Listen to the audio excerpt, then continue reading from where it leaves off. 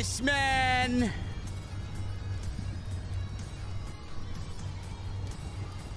We dumped Slim Jim on the side of the road, man. He's looking for a hitchhiker.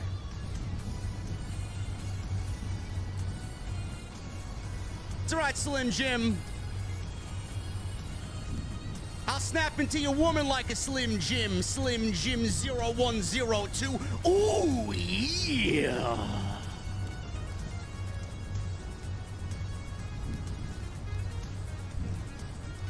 SmackDown tonight, man. Oh, my God. The Rock. Man, The Rock was on something else today, man.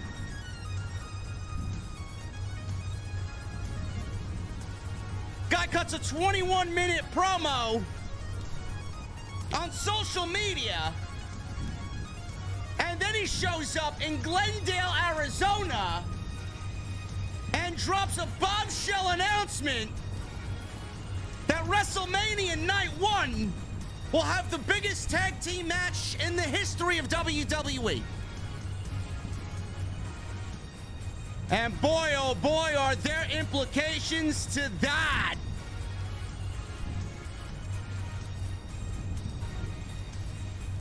We have a lot to talk about tonight, man. Oh my goodness.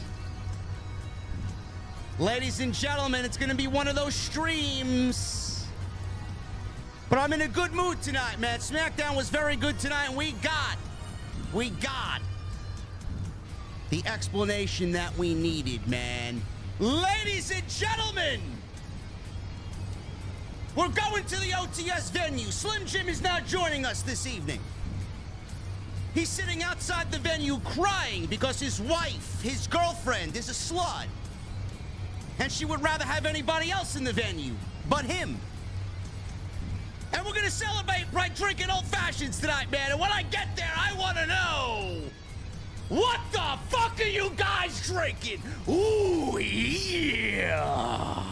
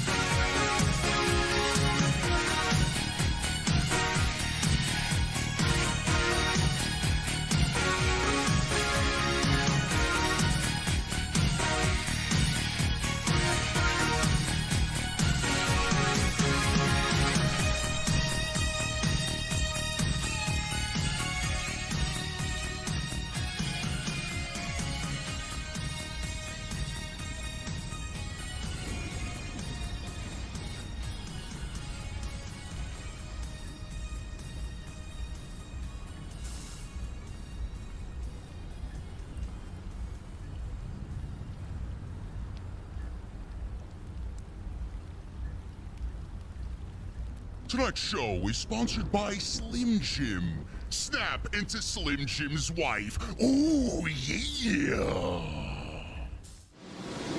Why has Triple H been so successful? Why is Triple H running WWE better than Vince McMahon and Bruce Pritchard on Monday and Friday night? Long-term booking.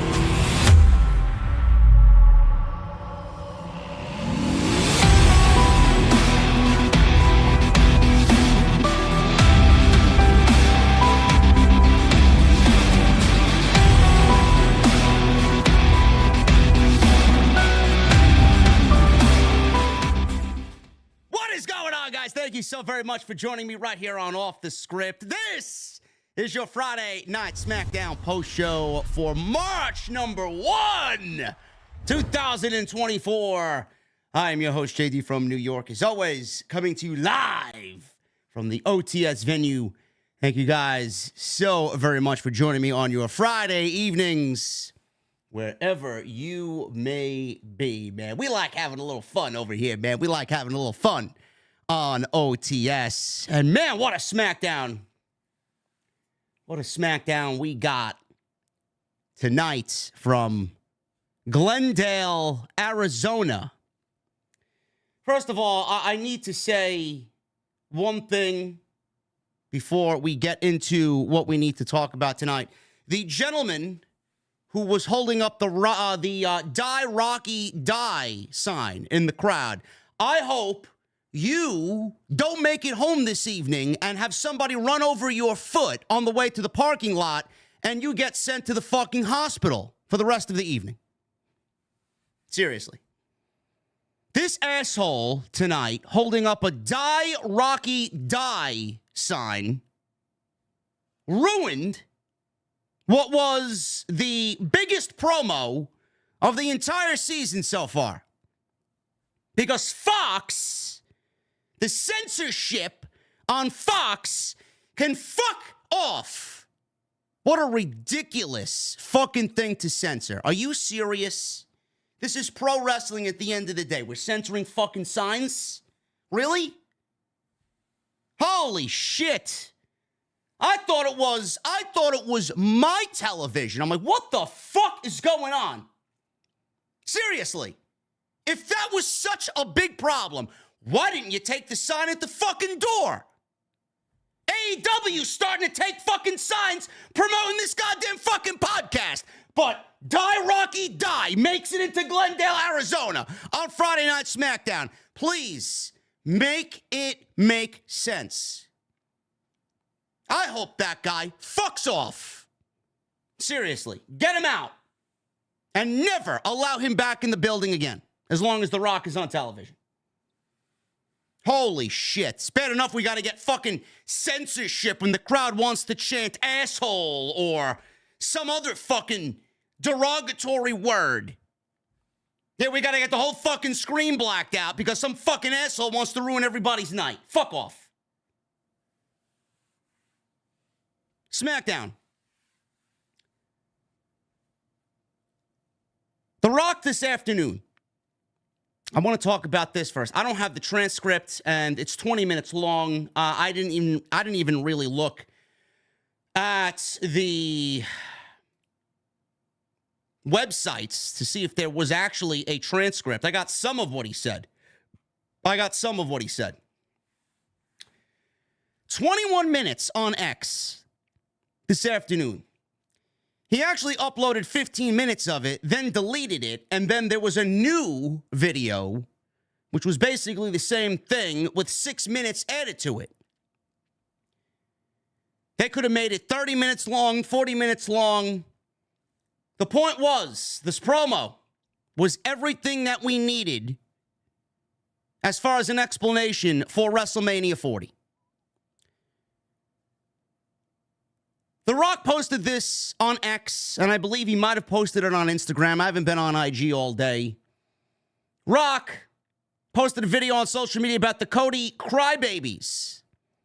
Rock says it has been a big week. It's been a big week in the world of professional wrestling. It has been a big week in the world of WWE. It's been a big week in the world of The Rock. In the world of the People's Champion. In the world of the Great One. And in the world of the most electrifying man walking God's green earth, Daddy.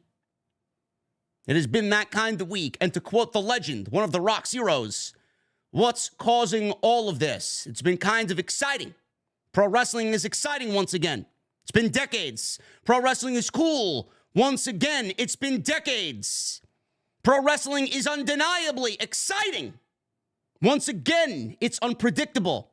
It's disruptive because of one man, and that man is The Rock.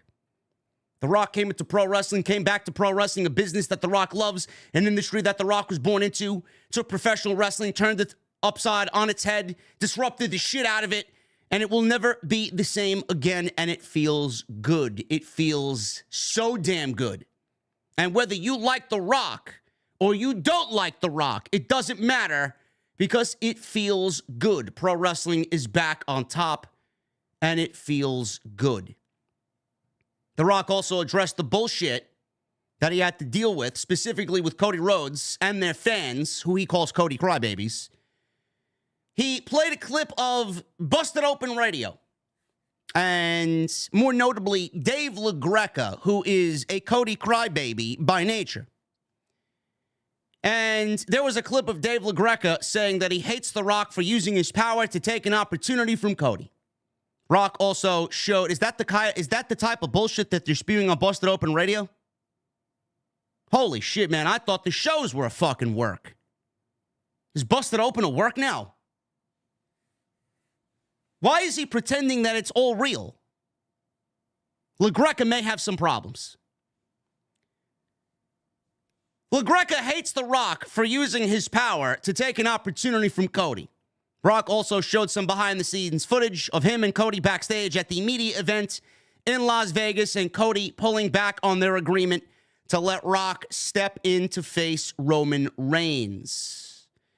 I don't know what else I have here. I don't have the transcript. You guys can go watch it on X. I posted it. It's on my page. The Rock basically said at the end of this promo, for Cody Rhodes and for Cody Rhodes' story, fuck your story. He doesn't give a shit about his story. And that's the part that really made me laugh. This promo on X went into detail about everything. About everything. Cody stepped aside. It was for the height of WWE. He came back. He's on the board. The biggest WrestleMania, the biggest match.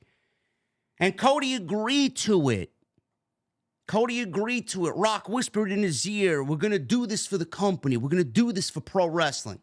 You're going to make your father proud by giving us, the fans, the company, the biggest WrestleMania main event of all time in The Rock versus Roman Reigns. And Cody stepped aside. Now, we haven't heard from Cody about any of this. I'll get to that in a second. But Rock gave an explanation, and Rock went in not only on Cody, but he went in on Seth Rollins as well, and he made fun of Seth Rollins, who basically has said some things about Dwayne over the last several weeks, about him coming back and him having the same shtick as he did 20 years ago, and how all of his content and promo is unoriginal, and that we don't need The Rock. Now, when I tell you The Rock buried Cody, The Rock buried Cody. But man, oh man, Seth Rollins was buried worse than Cody Rhodes. This man, Dwayne, basically told Seth Rollins that, who the fuck do you think you are, man? You think Netflix signed $5 billion deals with WWE because they wanted Seth Rollins? Get the fuck out of here. We don't need The Rock. Who the fuck do you think netted that $5 billion Netflix deal? Seth Rollins? Netflix was not asking for Seth Rollins. Netflix was asking for Dwayne. He buried him. And I mean, everything he said basically was a work shoot. I mean, he went into detail about his relationship with Ari Emanuel, how he sits on the board of directors, his power in the company, basically telling Seth that he is his boss. That entire promo was fucking unbelievable. 21 minutes of unbelievable promo. I've been very hard. I've been very hard on Dwayne. I've been very hard on this story. All I asked for is explanation. I needed explanation. I needed the why in this story. I needed to know what was going on, why things were happening, why things were said, or why things weren't said. I needed it. They gave it to us today. Spread out throughout the entire day. We got it. Some people were claiming that The Rock's social media promo was probably the best promo that he's ever cut. Now, I wouldn't go that far. I would not go that far.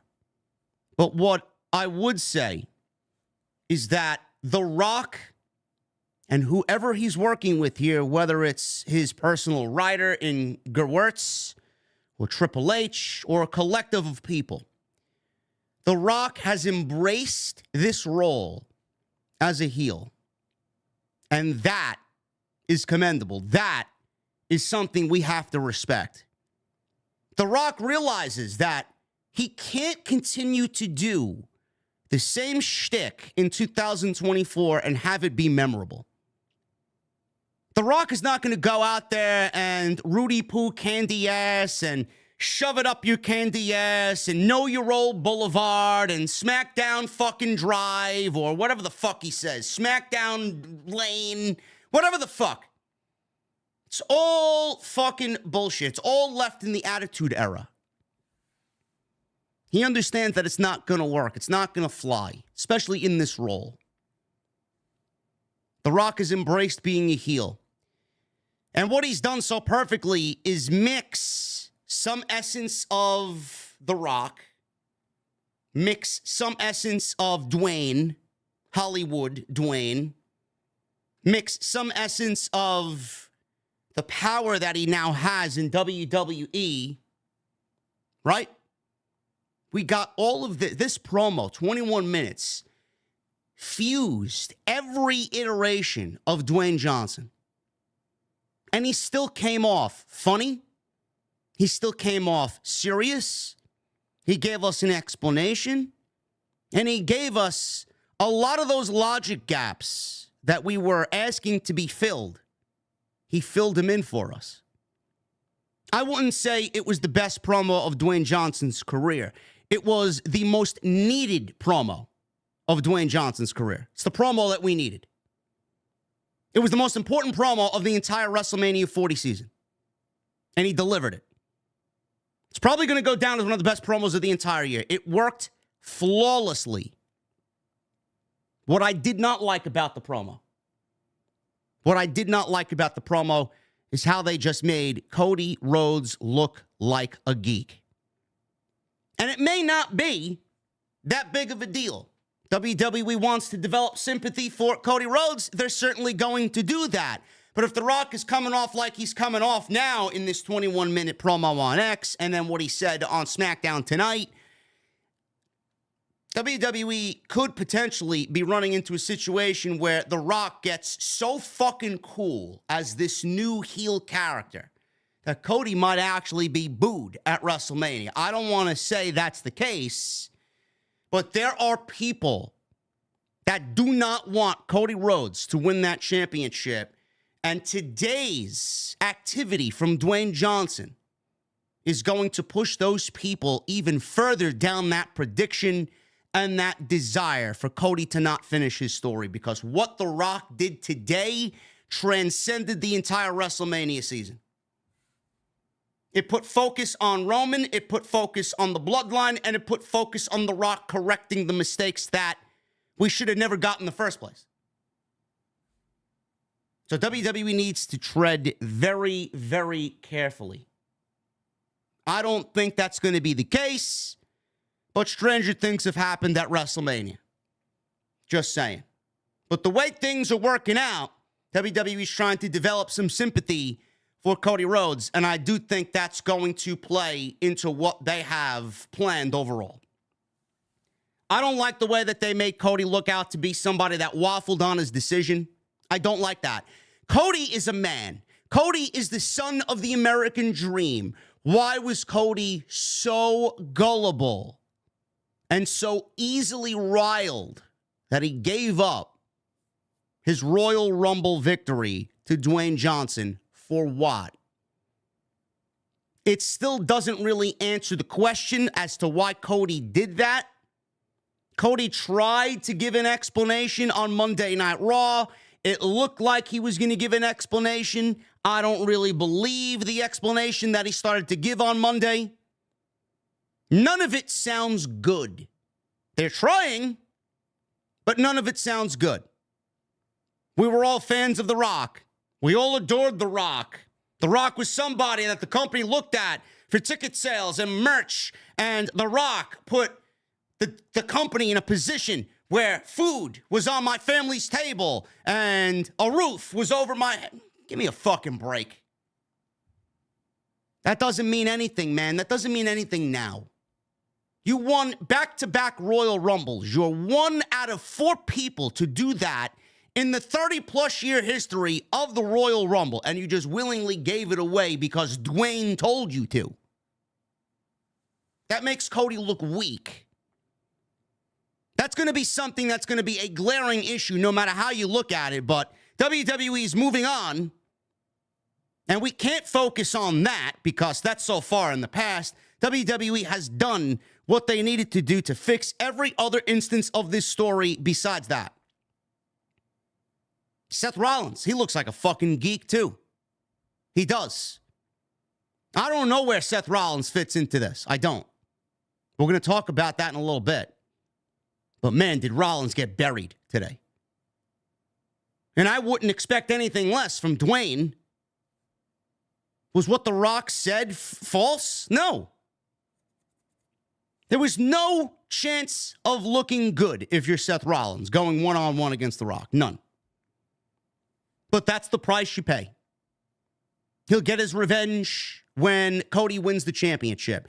His fight for the greater good will not go unnoticed, I guess. The promo tonight. I guess we'll start with that. Roman came out there tonight. And Roman did not look like Roman. I want that to be perfectly clear. Roman did not look like Roman Reigns, the head of the table. Roman looked worried. Roman looked agitated. Roman looked, I would say, like the crowd got under his skin. The stress of wrestling Cody Rhodes at WrestleMania is slowly starting to creep in on Roman Reigns. And it showed. And that was done by design. Roman Reigns stood in the center of the ring with Paul Heyman. To his left, Solo, Jimmy, right behind him. Reigns got on the microphone and asked Glendale, Arizona to acknowledge him. Reigns commented on the response and said it used to be louder. Sounded pretty loud to me. I guess Roman wanted it louder. He said, the crowd needs to be louder. So we asked Glendale, Arizona, again, to once again acknowledge him. The crowd started to chant for Cody Rhodes. And Roman Reigns asked the crowd for a third time, after he wiped his forehead because he's now getting frustrated, to acknowledge him. He said if the crowd doesn't get on his page, he's going to take this appearance, have it fulfilled, and leave. I don't need to be here anymore. I already fulfilled my obligation. I am going to walk out and go home. So he was met with even louder boos after he acknowledged or asked the crowd to acknowledge him. Jimmy looked around confused. The crowd continued to chant for Cody Rhodes. Reigns turned to Paul Heyman and said, they are done. We are leaving.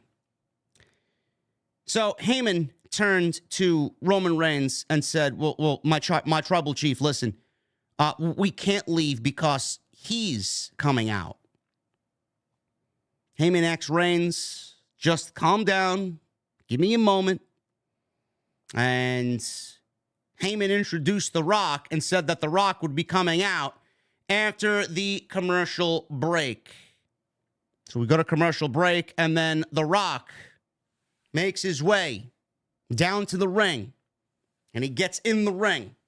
He's got a microphone. He's being greeted with boos.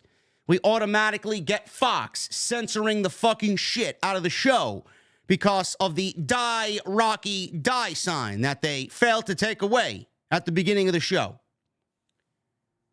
Rock asked the crowd if they were sure they wanted to boo him. The crowd booed. Rock said he had some good news to share. He said he has news the crowd will be proud of. Rock said Glendale is 10 miles away from Phoenix. He said the number one city in America for cocaine and meth use is Phoenix, Arizona. And this was met with wild cheers and applause. I guess there's a lot of meth heads and cocaine addicts in Phoenix, Arizona, and they're proud of that. Good for them. Go seek help.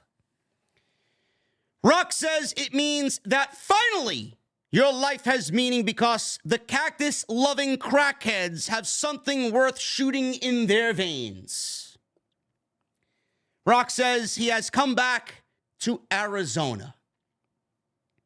Reigns looked on, and he was he was still angry from what happened earlier before The Rock came out. Rock turned and looked at Reigns, and the crowd started to chant, "Rocky, Rocky." Rock says his body is covered in chills, and he and the Bloodline are in a good mood this evening. Rock says they're in a good mood because for the first time in decades, professional wrestling is cool and exciting again. He said that's why it's sold out in every city. He will be on the next 3 SmackDowns, and they're sold out every single Friday night as long as he's there. The crowd started to chant, "Cody, Cody," and then The Rock acknowledged that and said Cody Rhodes is not cool. Rock said Rhodes thinks he's tough, and he wants to challenge The Rock. Rock says he sees Rhodes and hears him, but I say to that challenge, no. Rock said Rhodes can't wrestle him because he wants to. It doesn't work that way. Rock says everyone wants him, including every woman in the arena. Rock then told the crackhead Karens and meth head Marys to calm down. I don't know what you guys think about that. I laughed my ass off at those lines. I mean, it's just typical heel heat. He's in the city. He makes fun of people in said city, and he just gets cheap heel heat. It's a common tactic. I love it. Rock said Rhodes thinks he can go one-on-one with the Great One, but he can't. Just like all the ladies want to go one-on-one with, what did he say? His 22-inch what? His 22-inch something. And then he alluded that he wasn't talking about, that downstairs. Rock was on something tonight, man. Rock said Rhodes has a match coming up against Reigns, and he's challenging him. Rock said the Bloodline had a laugh about their challenge privately, but they have a counter offer for Rhodes. Rock said Rhodes and his friend, the walking clown emoji, Seth Rollins, think that they're tough guys. Rock challenged Rhodes and Rollins to a tag team match against him and Reigns at WrestleMania Night 1. So there you got it. The tag team match that WWE was parading around in these cinema-like graphics. We didn't know if it was going to be the case or not. We got it now. It's out there. It's not official yet. Might as well be. It's not official yet, but we are there. We're basically knocking on the door to that tag team match. I like the fact that he called Seth Rollins a walking clown emoji as well. Rock challenged Rhodes and Rollins to a tag team match against him and Reigns at WrestleMania Night 1. Rock says if Rhodes and Rollins win, then the title match between Rhodes and Reigns on Night 2 will be free of the Bloodline. Well, there you got it. We got some stakes. I'm not talking about Arthur Avenue. I'm talking about high-stakes poker here. Everything on the line. If Rhodes and Rollins win, that match on Night 2 between Cody and Roman will be Bloodline free. Rock said, but, there's always a but. He said if and when Reigns and himself win, the match on Night 2 will happen. Cody will get his opportunity against Roman. He's earned it. But if we win, when we win, the match between Rhodes and Reigns will be Bloodline rules, meaning anything goes. So Rhodes and Rollins have to win, and no members of the Bloodline will be at ringside. They will be banned from ringside. That means Solo, Heyman, Jimmy, and Dwayne himself. Finished. But if they don't win, then it's a free-for-all. And the Bloodline will have the obvious numbers game against Cody Rhodes. The odds will be stacked against Cody Rhodes for sure. He said maybe Rock will be on commentary.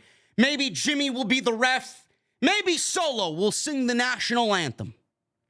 The crowd started to chant for Solo singing the national anthem. Rock says he just may bash Cody's brains in, and it will all be legal.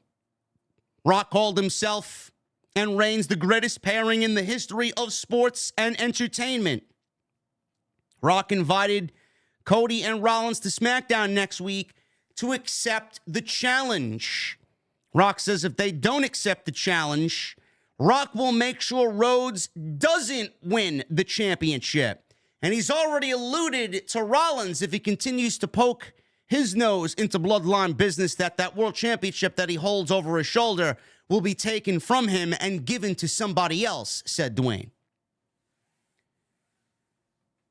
They say, both Roman and Rock, if they don't accept the challenge, Cody and Rollins, that he will make sure Rhodes doesn't win the title.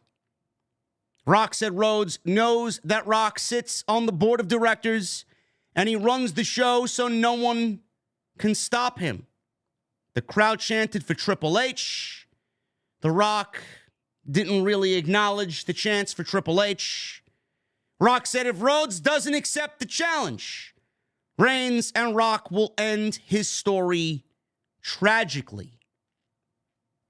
Rock started to say his catchphrase, but Roman cut him off.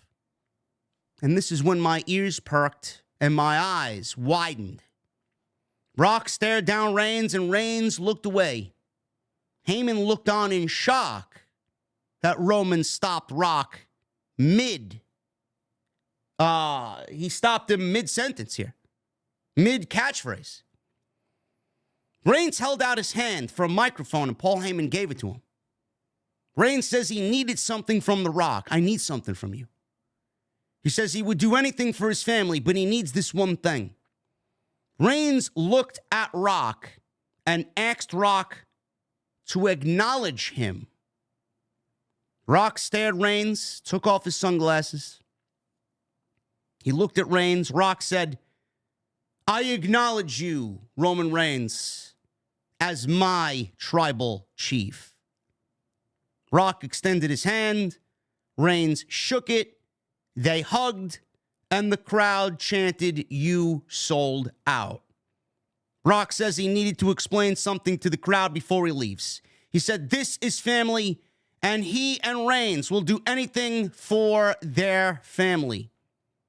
Rock told the crowd to go home and smoke some more crack. Rock said, if you smell ... handed the mic to Roman Reigns, and Roman Reigns finished with what the Bloodline is cooking. That's the answer that we needed. It's the answer that we needed earlier on X, and we got Cody and Rollins. They got their match, and we're looking forward to night one. I'm assuming they're going to say yes to this counter offer of Dwayne Johnson. Now, I have questions. I initially did not like this tag team match. WWE was shooting blanks with this tag team match. Now, I figured there had to be something on the line, something to make it interesting. They gave you that.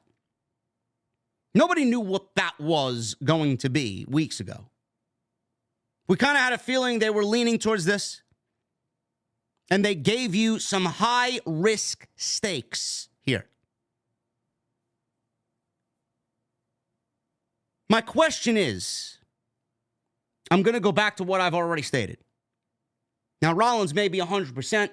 Nobody knows but Seth Rollins and the WWE doctors. From a fan's point of view, is it wise for Seth Rollins to wrestle 2 times in one weekend, knowing that he escaped by the skin of his ass, escaped a year-long injury? Is this the right move? Clearly, WWE thinks it is. Seth Rollins thinks it is. And he's going to wrestle. He's going to wrestle on night 1 in the main event, and then he's going to wrestle on night 2 against Drew McIntyre, defending the WWE World Heavyweight Championship. That's number 1. That was at the forefront of everybody's mind. I have to bring it up. Is it a wise move?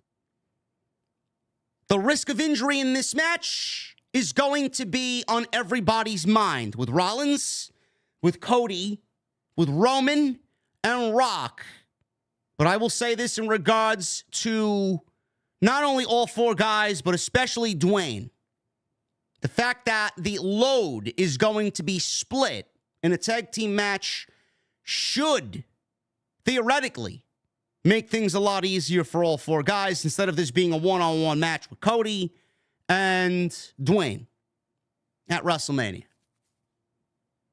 So I'm looking at the tag team match as probably the best possible decision for all 4 guys involved.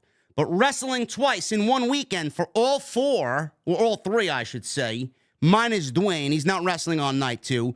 Wrestling twice, Rollins, Rhodes, and Roman. I don't know why WWE would want to risk that injury.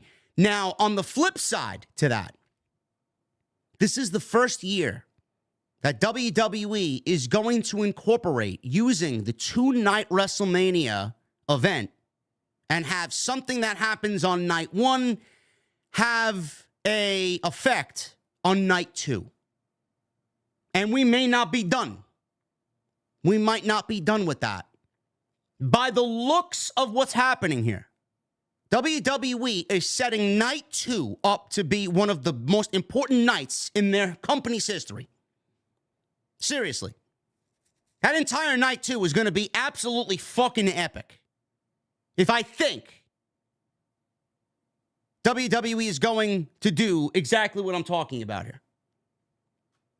I love the fact that WWE is finally, after a few years of this 2-night concept, using what happens on night 1 having an adverse effect on night 2. Something that happens on night 1 bleeding into night 2. I don't know why they haven't done that before in the first place. We may not be done with that. I know a lot of people are wanting Chad Gable to finish his story against Gunther. Some people are for Chad Gable. Some people are for Sami Zayn. As far as I'm concerned, Gunther should walk away scot-free from all of this nonsense. They need to fight for the right to wrestle Gunther. We've had many names throw themselves into the hat to wrestle Gunther. Maybe we get a night 1 ladder match with Sami Zayn, Chad Gable, Bronson Reed, Ricochet, Sheamus, and whoever else wants to wrestle for the Intercontinental Championship. They wrestle on night 1 to get a match against Gunther on night 2. I could certainly see that taking place as well. Instead of having Gunther in a ladder match and not taking the pin, having Gunther in a ladder match and then losing his championship without taking a pinfall, only for him to follow up the next night on Raw, blah, blah, blah, I want a rematch. I wasn't pinned. I lost and I wasn't pinned. That would be ridiculous. That would look so stupid, and you would waste a moment with him being pinned in the first place to have him lose at WrestleMania in a ladder match, not take a pin, lose the championship, come back the next night, and challenge for a rematch, and then get pinned while not being the champion. It doesn't work that way. I could see WWE doing that, and they're doing this with Rock, Roman, Cody, and Seth. Because what happens in this tag team match is going to have an effect on the main event of night 2. So I do like that. I think it's great. I hope that they continue to do shit like that and use the WrestleMania platform over 2 nights to have night 1, something happened there bleeding into night 2. I am sitting here with a lot of questions. I am. This tag team match, I could see it go either way. I was against it, vehemently against it, because it didn't make any sense. Rollins couldn't lose, because then he's going to night 2 and defending the world championship against Drew McIntyre. You're not going to have a champion, a world champion, lose going into his next match the following night, a loser. Can't do that. Cody. I was worried about Cody being in the ring. Never mind losing. Cody's getting a championship match regardless. He won the Royal Rumble. Cody losing here is just going to stack the deck against him even further. But the thing that I was worried about is, well, if you do this tag team match, which we're heading to right now, if Cody and Roman are in the ring on night 1, is that going to affect the aura of them being in the ring on night 2? See, I'm old school. I would not risk that moment, again, to see them in the ring when the bell rings. Ding, ding, ding. And the cameras are going off, and you get the ambiance of Lincoln Financial Field, and you see that match officially begin for the World Championship. Is that going to be ruined? Is that going to be tarnished by them wrestling on night 1, the night before? I'm worried about that. It might not be a big deal, and it might be something that isn't really a discussion come night 2 of WrestleMania, depending on how night 1 works out. Roman is certainly not taking a pin. Roman is not taking a pinfall before he drops the title to Cody Rhodes, so you can automatically cross him off the list of who's taking the pin here. Then we get to Rock. You might not agree with what I have to say here, but I could see Rock taking the pinfall. I could see Rock taking the pinfall in this match. I could see Cody taking the pinfall in this match. The beauty of this match is the fact that WWE has opened up the gate of it swinging either way. WWE gave you a match that most of us were not really feeling, minus the name value in the match, because it's a big fucking match, don't get me wrong. But it took a tag team match that didn't make any sense at first thought, made sense of it, and not only made sense of it, but actually added a lot of unpredictability to it. Because I can see Roman and Cody going one-on-one with absolutely no interference. But I'm here to tell you, that's not going to be the case. It's not. There is absolutely no fucking way that Cody Rhodes and Seth Rollins win this match on night 1. None. Man, a one-on-one match with Roman Reigns and Cody Rhodes on night 2 with no bloodline interference sounds way too fucking easy. That sounds way too predictable. Way too predictable. What fun would that be? Hey guys, let's go into night 2 and Cody's gonna wrestle Roman Reigns with no interference and he's gonna win the title. How fucking boring is that, man? What type of excitement is that gonna serve up for the fans? I am here to tell you right now, there is absolutely no fucking way that Seth Rollins and Cody Rhodes win this match on night 1. Zero. The unpredictability comes on night 2 when there is a ton of interference. Who knows who's going to show up?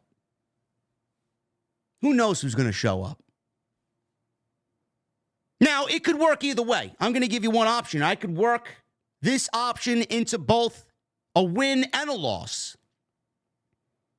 Cody Rhodes and Roman Reigns can wrestle without any bloodline interference.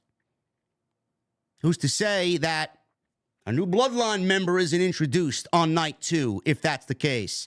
If Cody and Rollins beat Roman and Rock, and Cody pins The Rock, we could see Tama Tonga interfere. He's not in the bloodline officially. We could see Jacob Fatu debut at WrestleMania. He's a part of the family. He's not in the bloodline officially. So there are ways for WWE to work that outcome, take it into night 2, and still give you an unpredictable ending and Cody not finishing his story. But I don't think that's the way we're going. I don't. Cody is finishing the story. Cody must finish the story. Cody needs to finish the story because nothing else makes sense. And Cody needs to finish his story. And this is the most important part of it all, out of everything here. Cody needs to finish his story because he's going to do one of two things. One, it's going to divide Rock and Roman after what we saw tonight. Rock will lose Roman in the bloodline as Roman is without a championship, and that's what's going to cause the bloodline rift. We're going to get 2 bloodlines out of this. This is my prediction. We're going to get 2 bloodlines out of this. That's the way to go.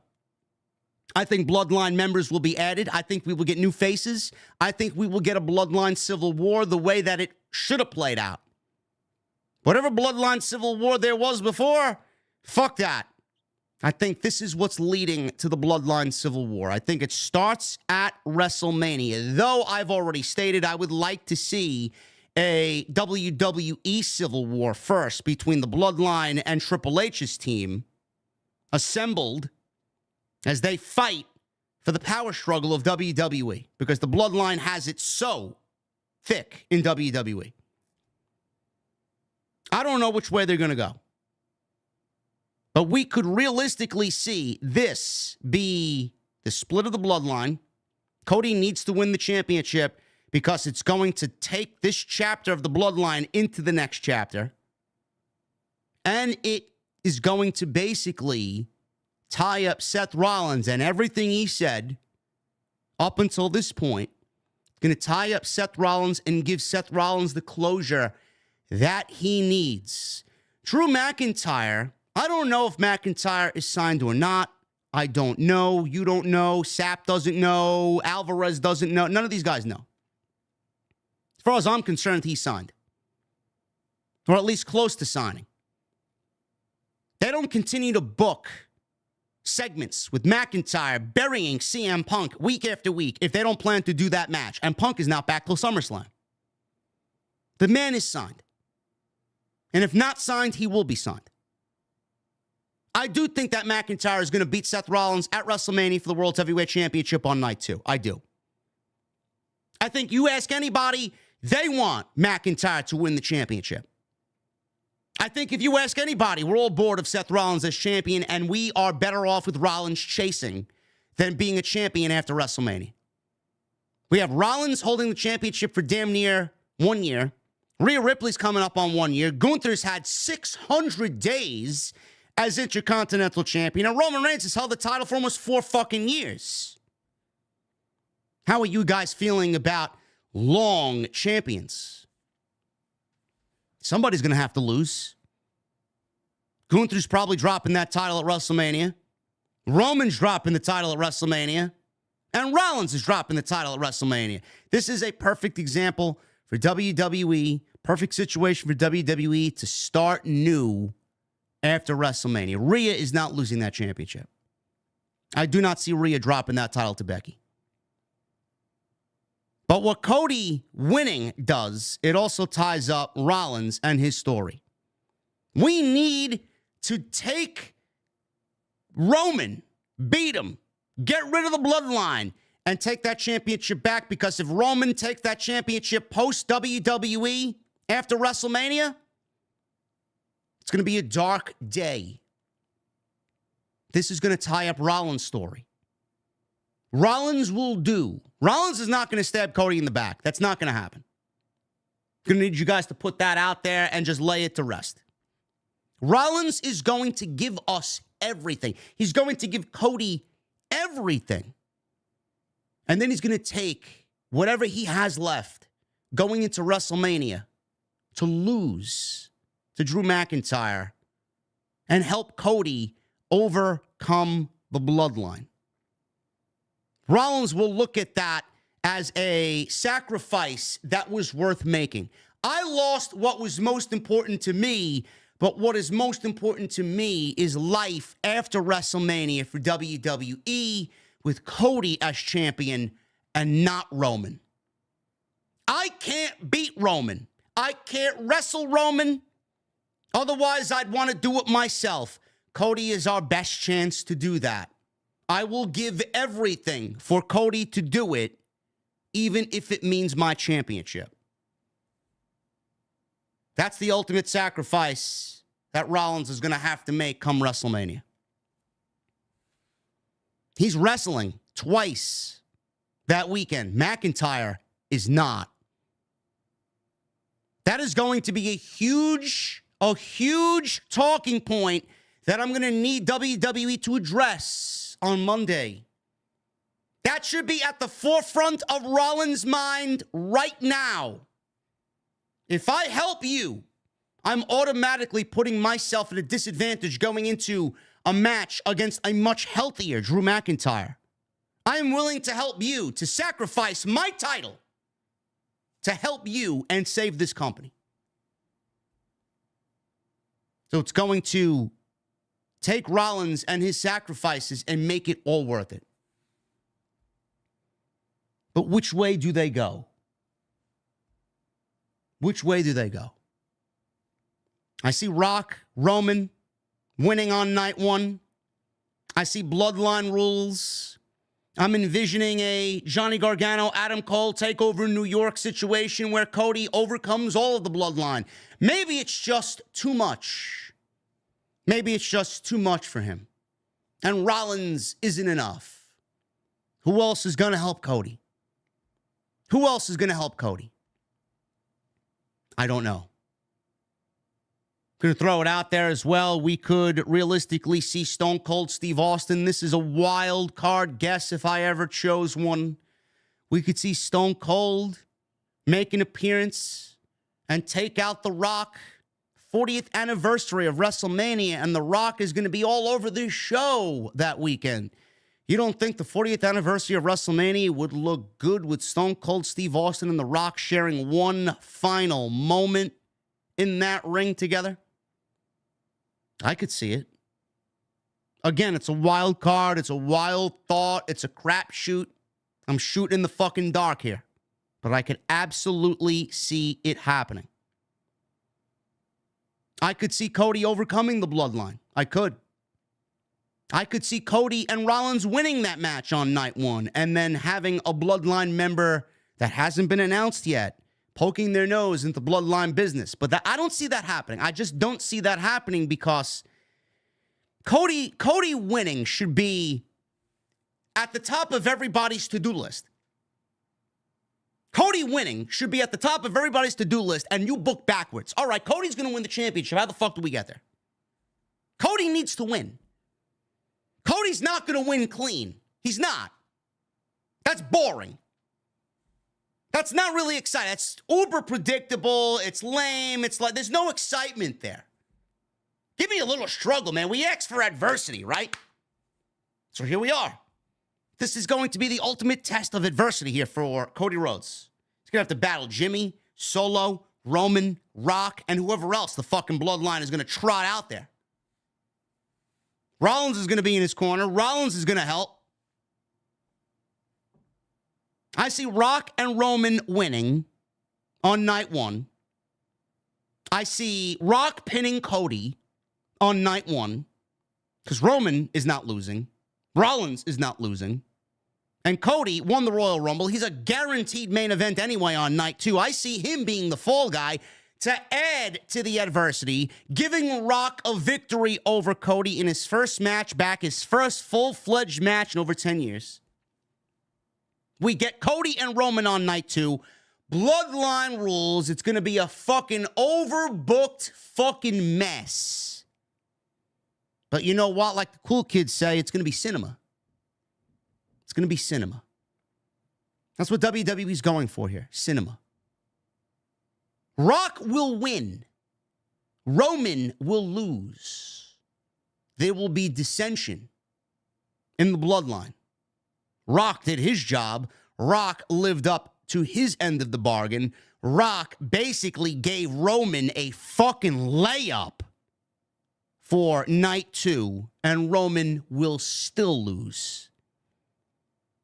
Who's Roman going to blame? Roman's going to blame The Rock. What is Rock going to do? Blame Roman. Power struggle. 2 bloodlines. Rock forms his own bloodline. Roman forms his own bloodline. The stories within are who's going to join. Who in the family is going to join? Is Jacob Fatu going to join? Is Tama Tonga going to join? Who in the bloodline is going to show up on TV and align themselves with Roman or Rock? Where's Solo's allegiance going to lie? We all know the story there. It's been planted for months. Roman already stated himself, word for word, that Solo is the next heir to the tribal chief. That's your story. That's your story. That's how I see it playing out. I didn't think we were going to get there right away. It may be a few weeks before we actually get the split. We don't know. But I could totally envision Rock pinning Cody. Rock doing the job for the bloodline, setting Roman up for that layup. That easy fucking 2 points. Roman dropping the ball, losing. No more championship. The head of the table lost. The tribal chief is no more. Cody saves WWE. Roman blames The Rock. Rock blames Roman. Bloodline civil war. Who joins who? And we get that long game. We get that long game. Rock is not going to be on TV after WrestleMania. He's not. This is it for him. He's not going to be a weekly figure on TV. Roman will be the weekly figure. Roman is the guy that they're paying a full-time schedule for to work part-time. Rock is not going to be on TV. Rock is going to be taken out by Roman Reigns. There's going to be some allegiances there. We may get Jimmy siding with Rock. We may get Solo siding with Rock. We may get Roman with a whole new fucking bloodline for all we know. And when we get there, it's going to be a bloodline civil war.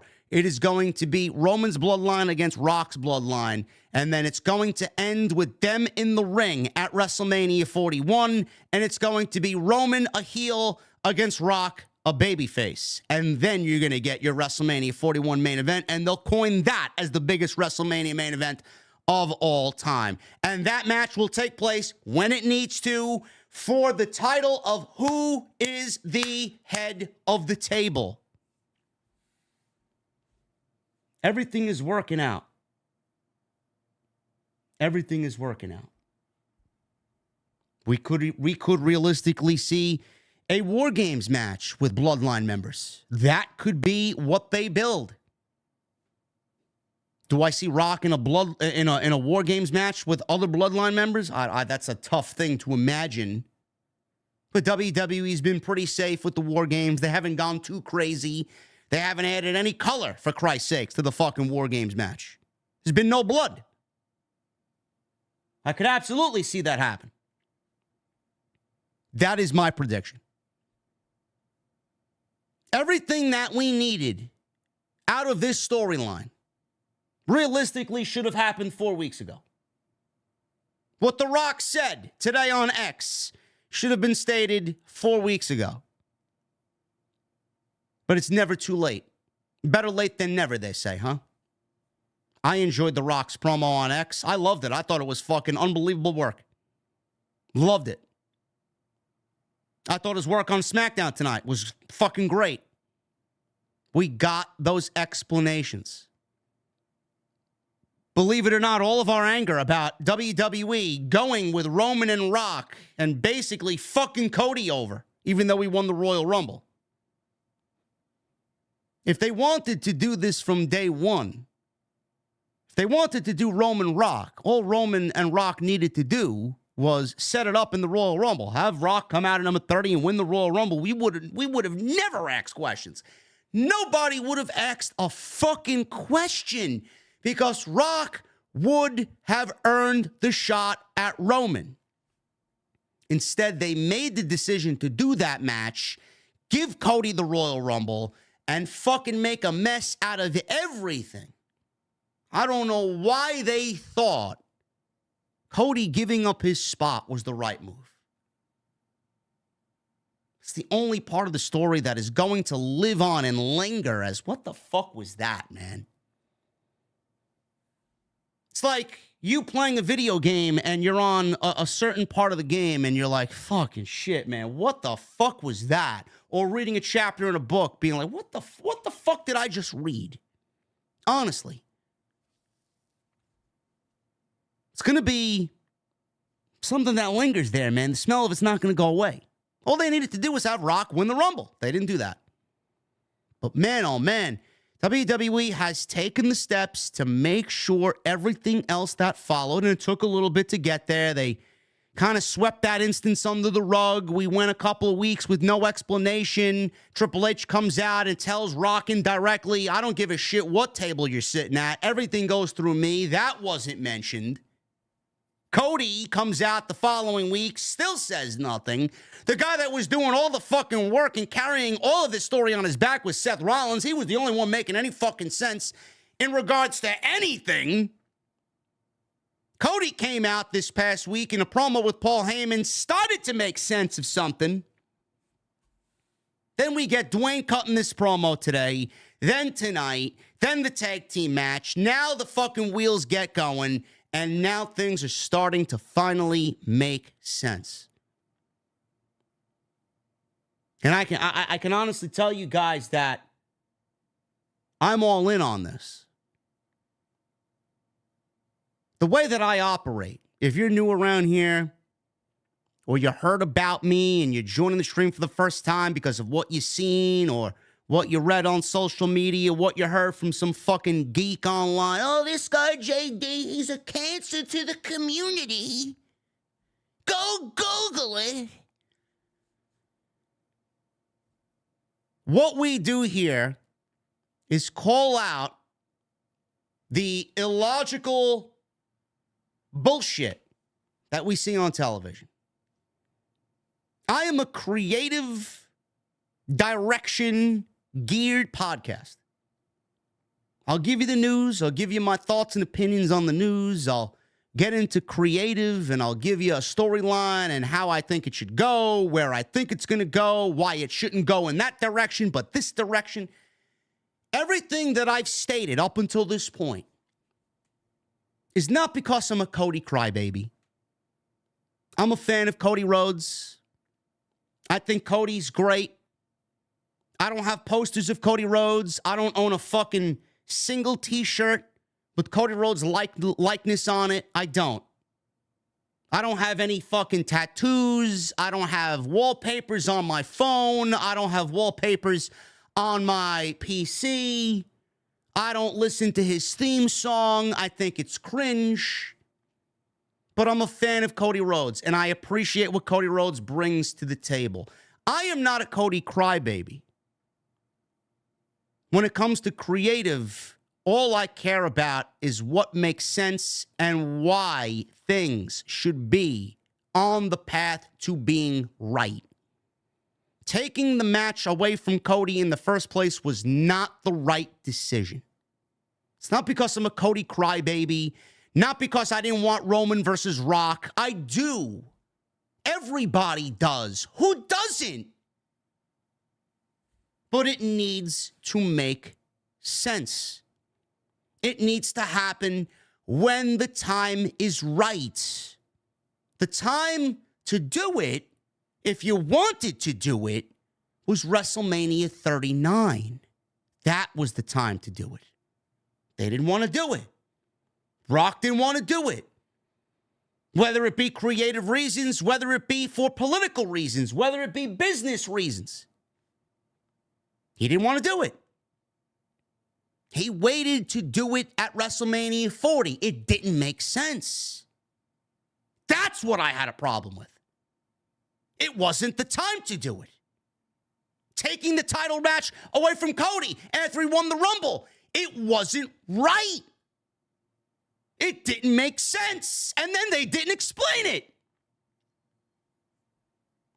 They only explained it when they had to correct their mistake in the first place. Now they're building to a match between Roman and Rock when it makes sense. Next year. I got no problem with the match happening. It didn't need to take place this year. That was the reason why I was so vehement in every video I made. Because it wasn't the time. Not because I'm a Cody crybaby. Because I want things to make sense. I don't give a shit about any of these people. I don't have allegiances to anybody or any promotion. I have allegiances to what's right.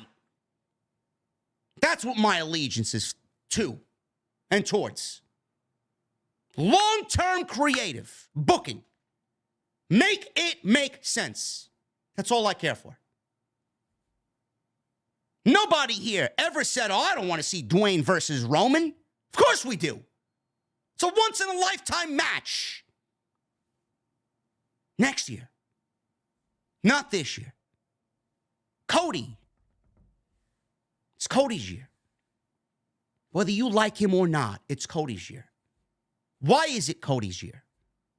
Because I don't think anybody, realistically, with a straight head, wants to see another 5 months of Roman Reigns as world champion. It's bad for the company. It's bad for Roman. It's bad for the title. And it's bad for SmackDown. There's a lot more negative to Roman winning at WrestleMania and being the champion all through this summer. We've been there, done that. SmackDown needs new blood. SmackDown needs a new champion. SmackDown needs a title that's going to be there every fucking week. SmackDown needs a babyface champion. And Roman is bigger than the title now. You have to understand that. Roman has exhausted all of his power into that title that it is now time to pass that on to the next man. That's it. Roman's biggest test is not breaking Hulk Hogan's record. The record. This mythical record that everybody's talking about. It's a third place fucking record. If Roman beats Hulk Hogan, he's still looking up at Bob Backlund and Bruno Sammartino. What fucking record? What record? Roman doesn't need that. Roman's greatest asset post-WrestleMania will still be head of the table, running SmackDown with new blood, a new bloodline, as he challenges his own cousin for the heir of the throne. They call Roman the tribal chief. They call Rock the high chief. That's what the fucking next chapter of Roman Reigns is going to be for. Fuck the world championship. Fuck the WWE title. He wants the title of high chief. To Roman, that's should be more important than the fucking WWE title. The WWE title is a fucking child's toy now. Give it to Cody. That's why I was so vehement against this match taking place this year. But man, oh man, has WWE made the right moves to get this back on track. I'm fully invested. Tonight was fucking epic. Minus the blackouts and Fox censoring bullshit. Epic. Rock today put in some of the best work that we've ever seen from him. That segment tonight went 30 minutes. I could have watched a whole fucking hour of that shit, minus the fucking blackouts. Thanks, Fox. 30 minutes tonight. Another 21 minutes on X. If they didn't want to make sense of this storyline and they didn't want to make it as epic as fucking possible, they would have let this shit fucking slide and they would have given us whatever the fuck they were going to give us, and we had to sit there, bend over backwards, and fucking take it. I appreciate WWE, Triple H, The Rock for correcting the obvious mistake that they made And now we're on the path to WrestleMania. It finally starts to feel like WrestleMania now. I'm excited for this tag team match. I'm excited for the unpredictability. I don't know which way it's going to go. There are so many different fucking avenues that they could take here. What's Rollins going to say? How Cody is going to rebut here? What is going to happen in that tag team match? WWE's using night 1 to bleed into night 2. This is going to be the biggest WrestleMania of all time. And I'm here for it. I'm excited. And I know you guys are excited as well. Great. This would not be happening if Vince was here. This would not be happening if Vince was here. Thank God Vince is gone, says Andre Davis in the chat. Abso-fucking-lutely. If Vince was still around, you wouldn't be getting any of this shit at all. I thought the first 30 minutes of SmackDown was some of the best television that they could have possibly produced to correct this ship. Love it. We're going to get into the rest of the show. I'm not going to spend too much time on the rest of the show because the rest of this show was honestly a fucking bore. Nothing really happened on this show, minus Rey Mysterio coming back. I can't say that completely. Rey Mysterio was back tonight. He set up his match with Santos Escobar at WrestleMania. But man, oh man, thank you guys very much for joining me, man. We had 4,000 in here to start the review. Do not go anywhere. We got much more to talk about. Follow me on social media at JDfromNY206. X, Instagram, TikTok, and Cameo.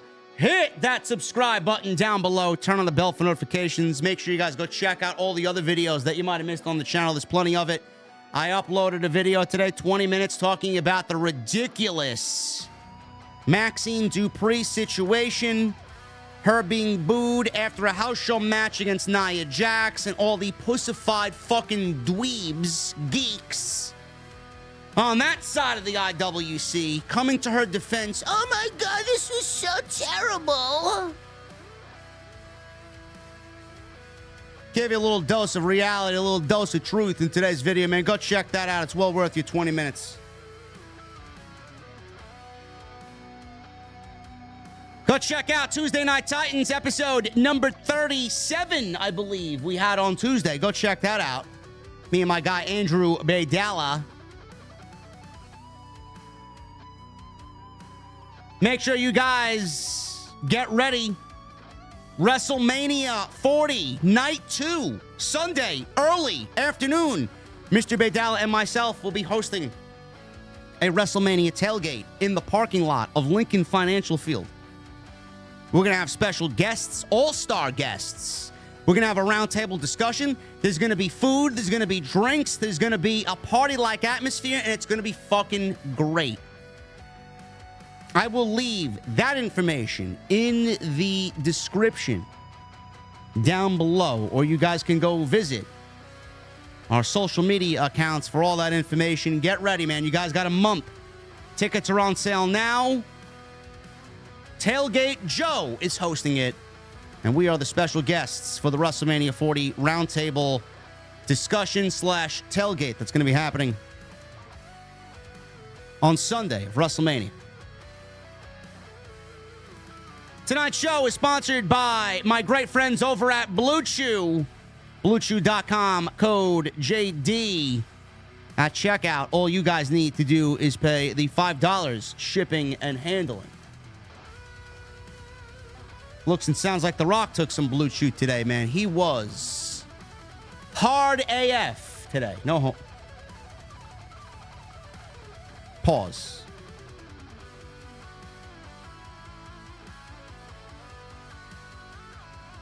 And make sure you guys hit that thumbs up. Make sure you guys hit that thumbs up. We got 935 likes. Let's try for another 75. 65. I can't even do math. 65 likes. Let's get 1,000, man, right here on OTS.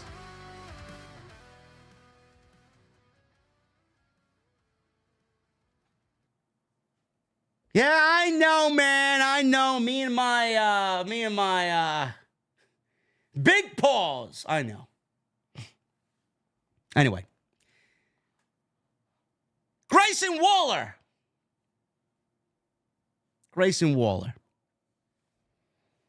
He was out there with Austin Theory in the back watching something on Waller's phone. They were watching some clips of the Elimination Chamber. And Randy Orton was in the background. He saw Randy Orton just kind of roaming around in the background. He's getting ready tonight. So they were watching Randy Orton getting eliminated from the chamber and laughing because Logan Paul punched him in the face with brass knuckles. Orton was behind them. He caught what they were watching and challenged one of them to a match later tonight. Orton said they can choose who gets an RKO.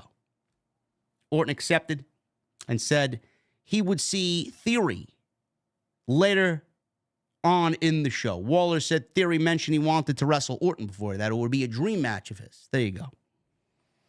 Orton walked off after he slapped Theory on the back. Theory turned to Waller and mentioned that Waller did it to him again. I don't know why they're teasing a breakup of Grayson Waller and Austin Theory, but here we are. I don't know where we're going with this. I don't know if they're going to be factored into WrestleMania plans. I don't really know, but it looks like they may be on the Splitsville for Austin Theory and Grayson Waller, and absolutely nobody gives a shit about seeing that feud. Nobody. Or maybe they get thrown into the United States title picture and we get some multi-man match at WrestleMania between Waller, Theory, KO, Logan Paul, and Randy Orton in a ladder match. I don't know. Who knows? Just give me LA Knight, AJ Styles, and Logan Paul, Randy Orton. That's the direction that they're going.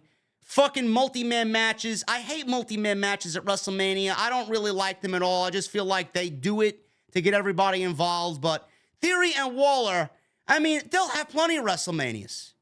They don't need to be on this WrestleMania to fuck things up.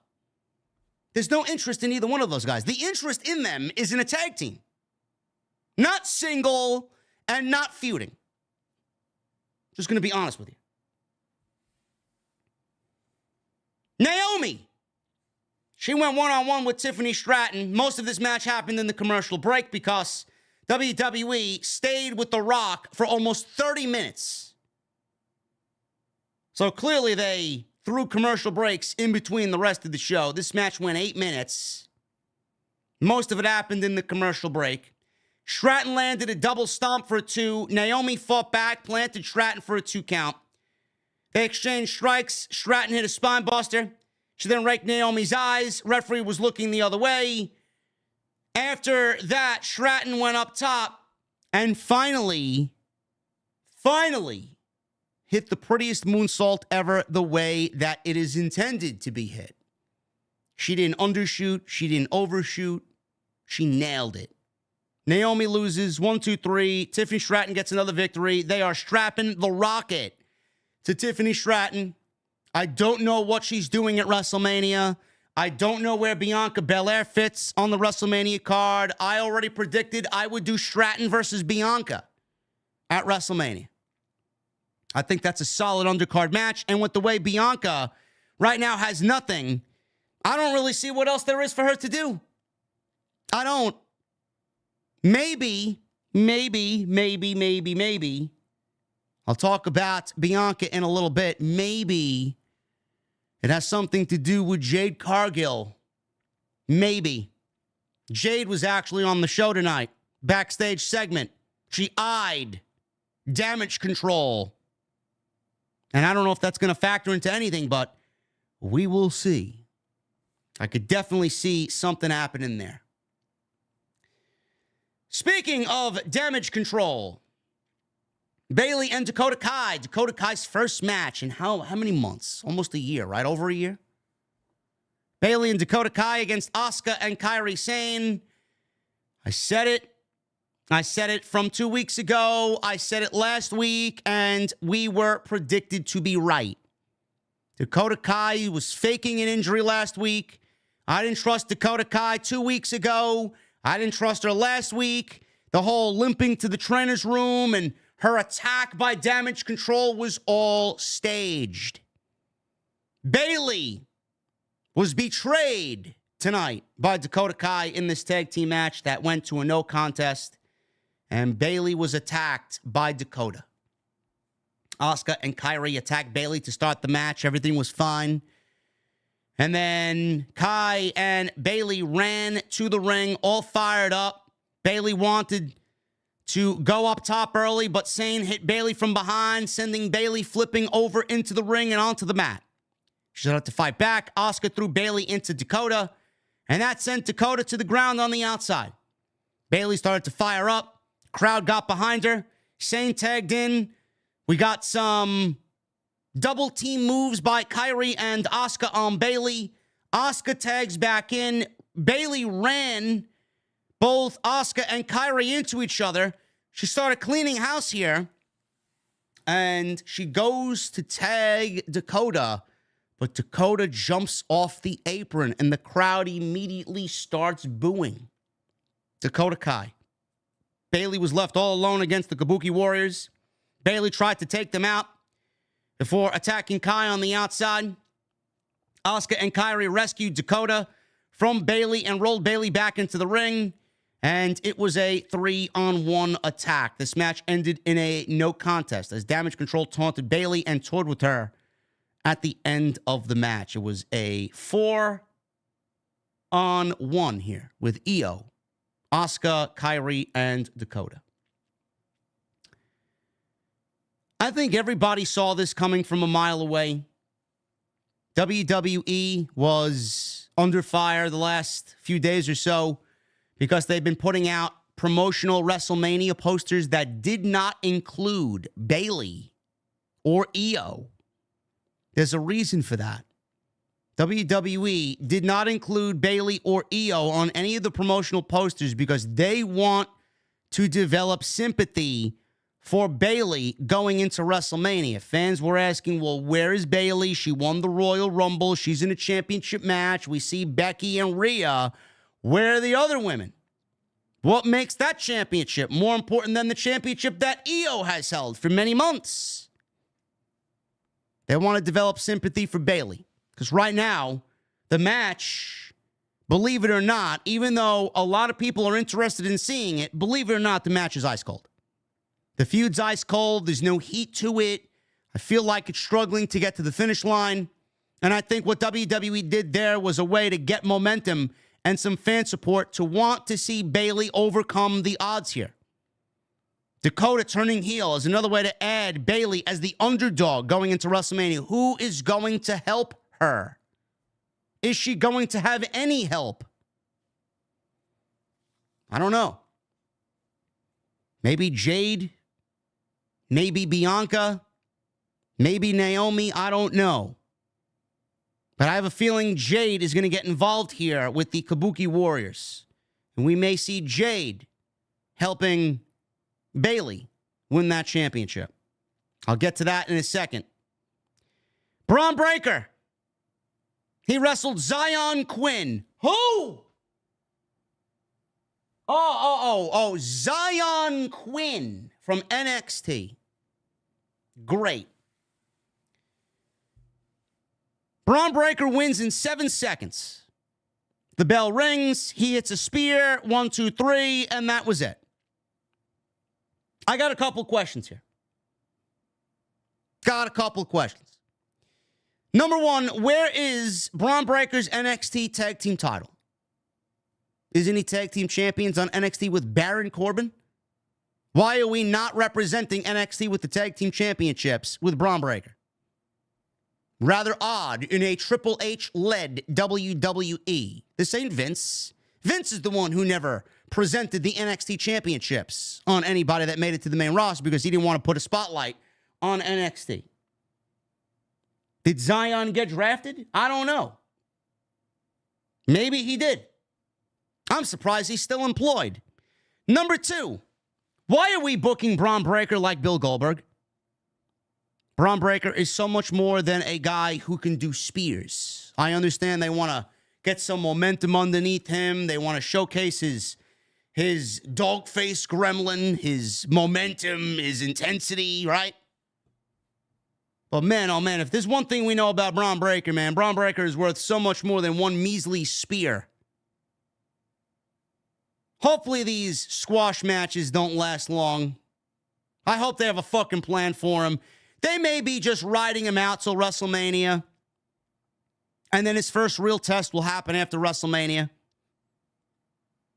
Really not much for him to do right now because he's not going to be featured that weekend. So maybe they'll just throw him out there, give him a couple squashes, a spear, throw people around, and then move on.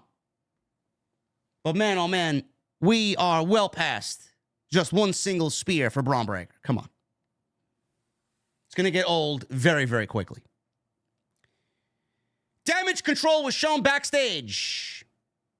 And they ran into Jade Cargill.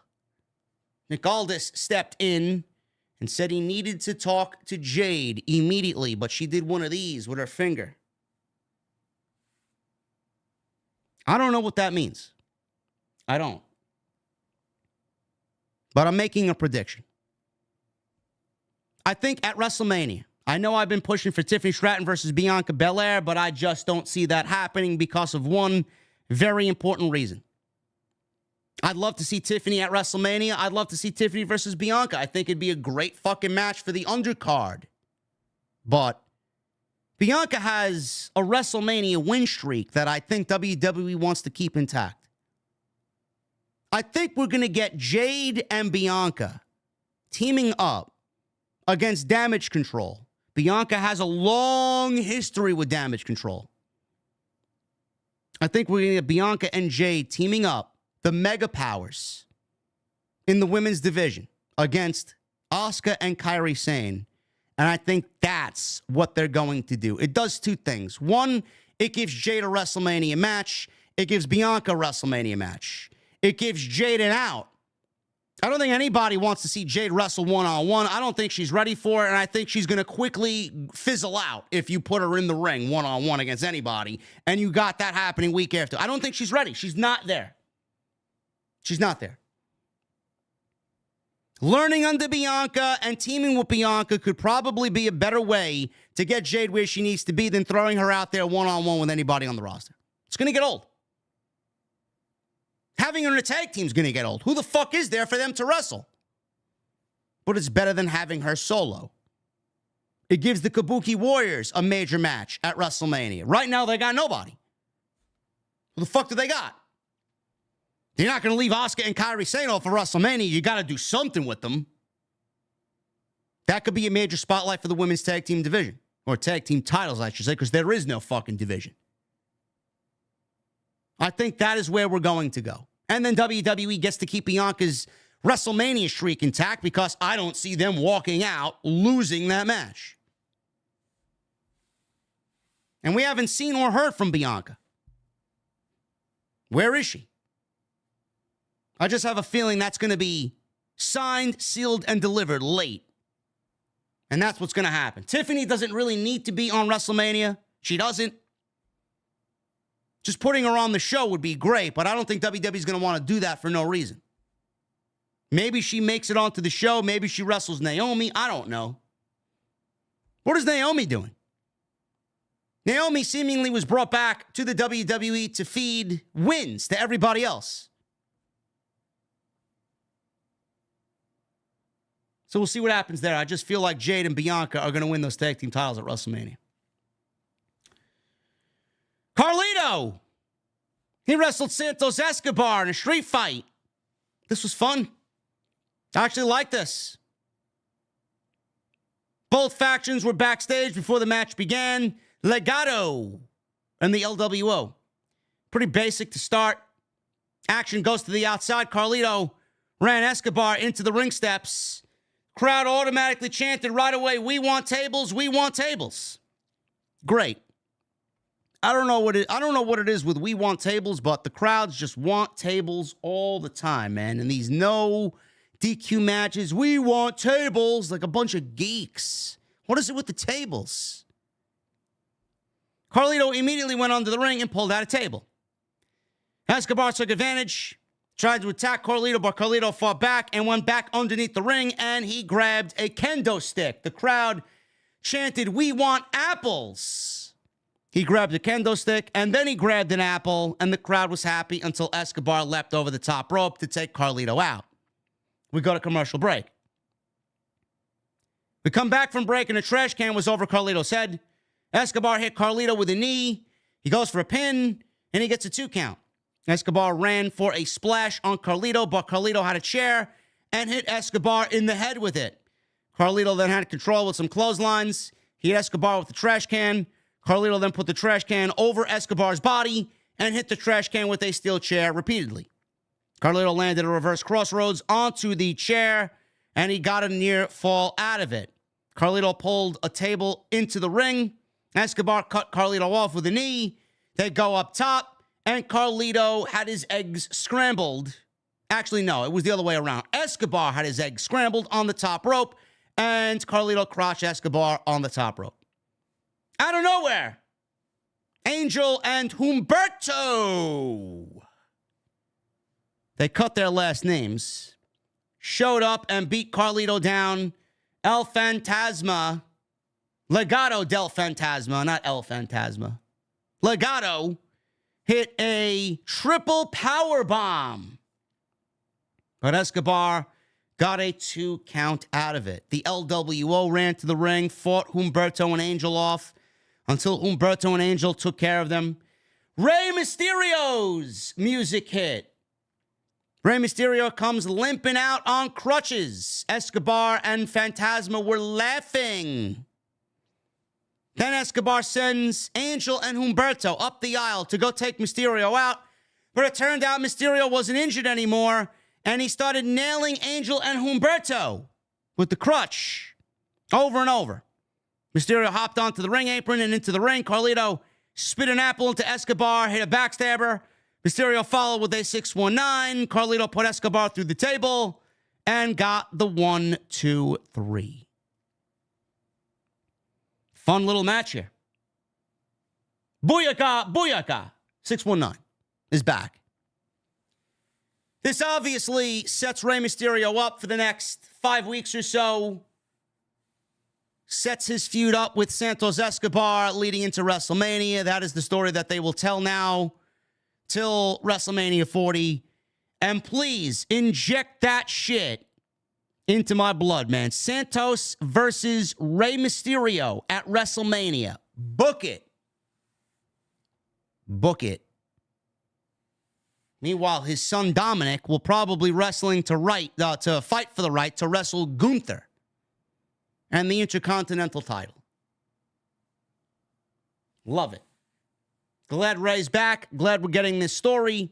And this was a fun little match with Carlito. Probably Carlito's best match since last year's Backlash, when he aided Bad Bunny, with Bunny beating Damian Priest. Next week, they hyped up Logan Paul returning. And Bobby Lashley will go one-on-one with Karrion Kross. Finally, backstage, Pete Dunne. He was with Tyler Bate. They were talking to Nick Aldis. They made their case for another tag team title shot against the Judgment Day, but they lost clean. I don't know why they'd get another shot, but they want another shot against Judgment Day. Aldis said an announcement on the tag team titles will come very soon, and he was distracted, was Aldis, because LA Knight, yeah! He was walking backstage looking for AJ Styles. Aldis told Knight that he told Styles not to come to the show this evening. Knight noted how Styles flew across the world to screw him over. Knight threatened to find Styles at his home. Knight was fired up, and he left SmackDown to go find AJ Styles. I don't know. I don't know where we're going with this, but back to the tag team titles. Tyler Bate and Pete Dunne won another shot against the Judgment Day, and Nick Aldis says that an announcement on the tag team titles will be coming soon. Now, I'm not some fucking sleuth here, but I will see. I see this as WWE is not all in on Miz Truth against Judgment Day in a standard tag team match. I don't know where we're going with the tag team titles. We're going to see what happens next week, hopefully when we get some answers. But it sounds like we're going to get some sort of multi-person match with the tag team titles being on the line. Or WWE is going to split the tag team titles into 2 titles. SmackDown's going to get their own title. Raw's going to get their own title. And we're going to get 2 tag team title matches at WrestleMania. Maybe we get the Raw tag team titles against Miz Truth, and the SmackDown tag team titles will be defended at WrestleMania, or I guess up for grabs at WrestleMania. And somebody from SmackDown is going to win the tag team titles. I don't know. But I would be perfectly okay with Miz Truth against Judgment Day. That's just me.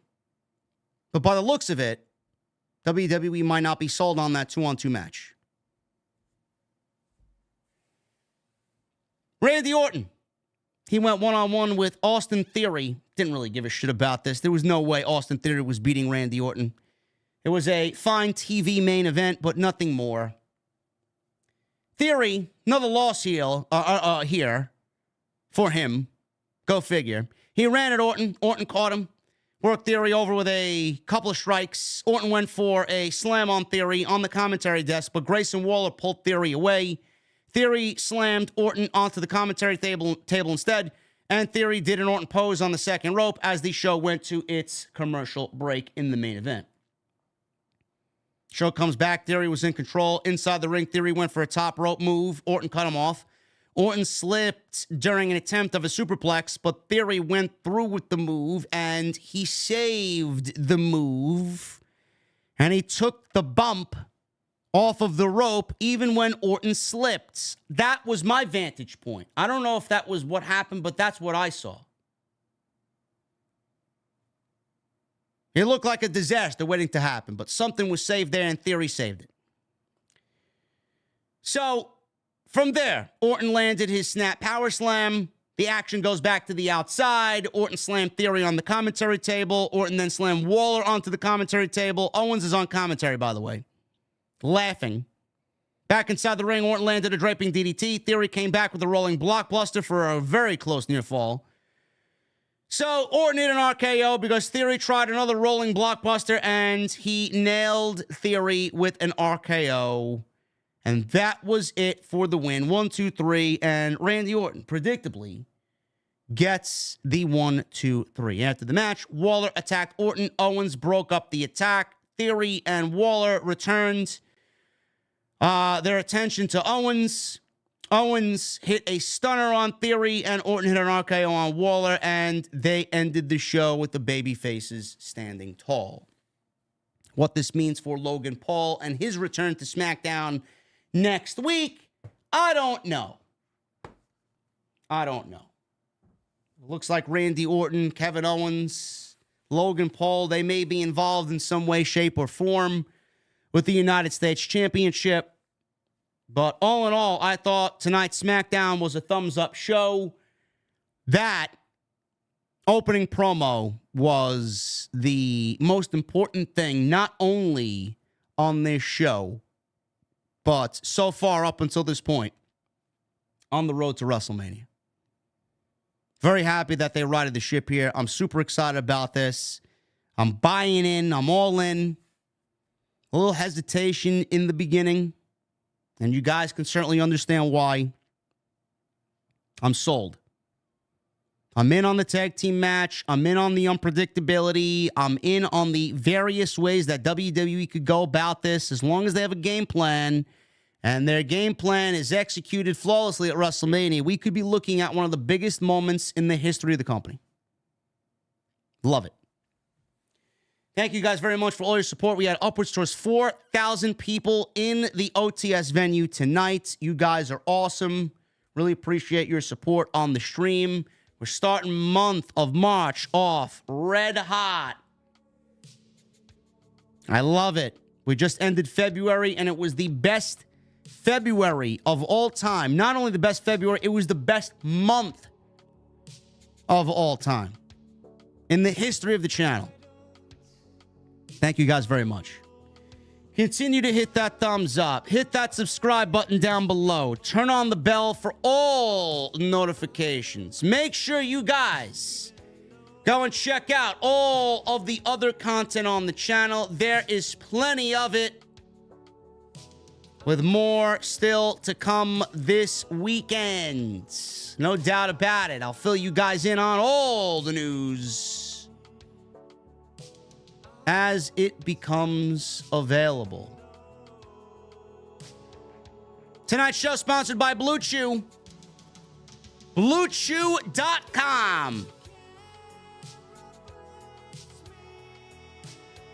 I speak all the time about long-term booking, man. Blue Chew is your way to long-term booking. Good old LTB. Please don't be like Vince or Bruce or People Power, where you write a story and it doesn't make any sense, or you start a story and you don't finish it. That's more Tony Khan's forte, writing a story and then not finishing it, or writing a story and dropping it altogether, never to go back to it again. Blue Chew is your way to long-term booking. Blue Chew is your way to finishing your story.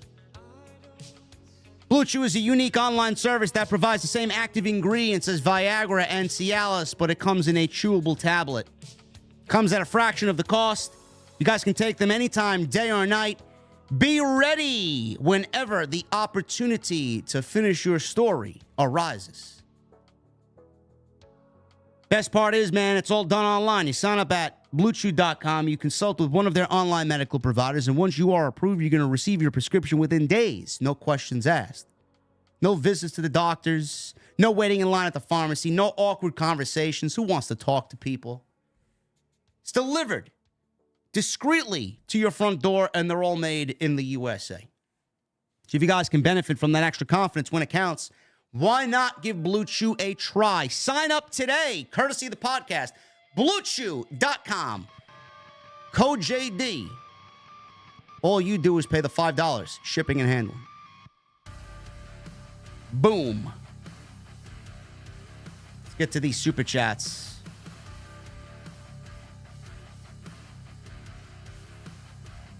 Michael Krause with a $5 super chat. Good Friday, JD. I'm sorry the last few weeks have been tough. The OTS family and Google it are here for you. Thank you for everything you do for us. Thank you, Michael.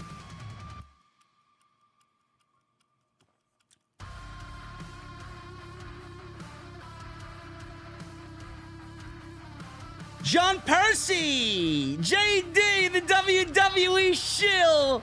Sip that Kool-Aid, JD. Fuck off, John Percy.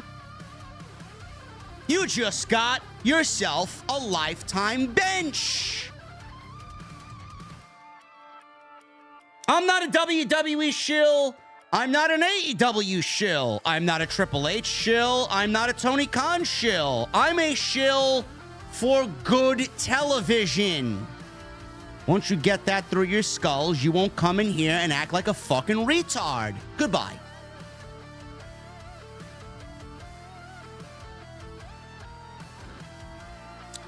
Ali with 19 months. Hey, JD, my question to you is for this year WrestleMania, which match are you most excited about to see? I don't know, Ali. Whatever Gunther is a part of. Jamel Turney. Yeah, you know what? John Percy, why don't you show up to Lincoln Financial Field, you fucking pussy, and say it to my face? Oh, yeah, right. Trolls don't exist in real life. I never met a hater in real life. But you're in my stream at almost 1 o'clock in the morning, John Percy. Let me ask you something, John Percy. Where is your woman? Oh, that's right. She's deflated under your bed. Oh, man. Thanks for exposing yourself, John Percy. No friends, a virgin, no woman, never smelled the scent of a woman, nor has he touched a woman. The only thing he's touched is his box of tissues while he types on his fucking cum-stained keyboard. Pornhub. Get out.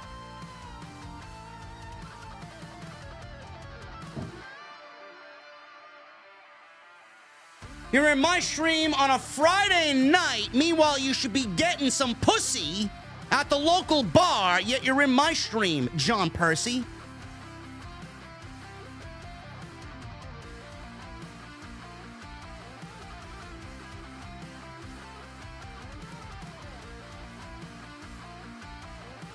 John Percy has no use for Blue Chew.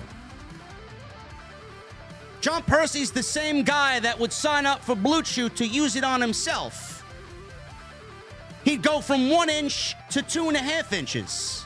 I don't think Blue Chew is for John Percy. Goodbye. Jamel with a $4.99. Oh, how could I forget? How could I forget? Go Google it. Get your t-shirts. Bonfire.com. There's also a WWE version as well. We got the AEW version, and we got the Fed version. Both now available on bonfire.com. Make sure you get yours today. Go Google it. Jamel Turney with a $4.99. It's crazy how someone like Zelina Vega thinks she is up on this high horse. She needs to be in the PC with Maxine and Jade. Yeah, Zelina is not good. Zelina is not good at what she does. Big Country 1990 with a $4.99. I have a feeling it's Roman turning on Rocket Mania. He's going to lose because of a Rocky screw-up, and he's going to take it out on Rock. Whatever.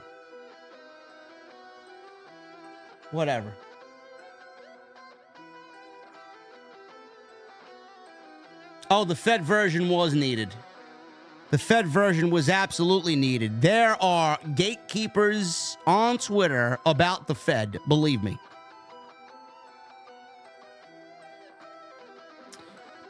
Big Country, thank you, brother. Michelle Moran with a $5 super chat. I feel something is up. We get Bloodline rules match and it backfires on Roman somehow. Maybe a Rock miscue or a turn by Jimmy or Solo. Cody better win. Cody is going to win. Tony Brown with 21 months and a $4.99. I smell a problem with Rock and Roman brewing, JD. So do I, brother. And he says, JD, I apologize if I disrespected your channel. It wasn't my intention, young man, of course. I was only kidding. I have nothing but respect for you. Brother, you are good to go, man. You can never disrespect any of us here, bro.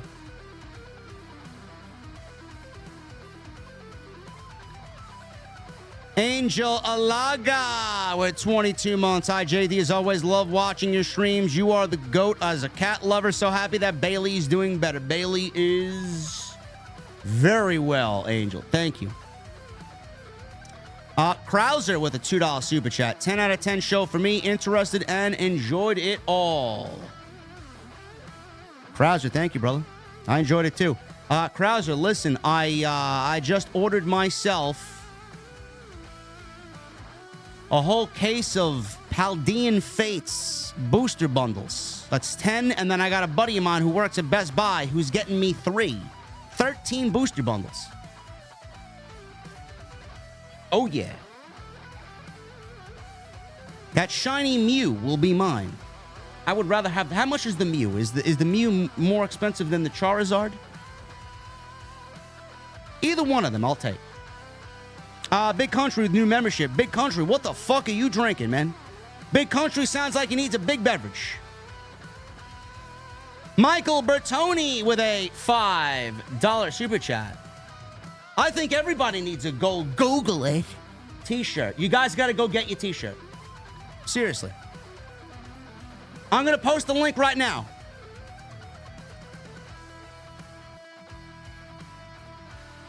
I should have did that before. This right here, actually, wait a minute. Let me go to the campaign.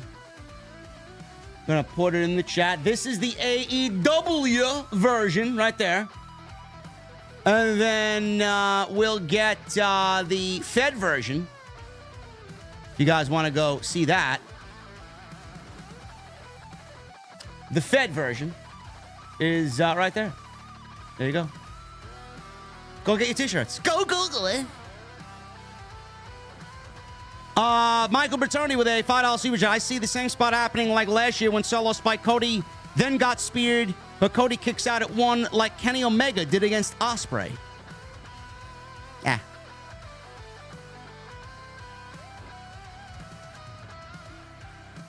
Andy Suppers with a $5 super chat. JD, in my honest opinion, The Rock could be abusing the power. The only downside is why have Seth in it when he has a title defense? Because Seth has poked his nose into Dwayne's business, and now he's got to pay.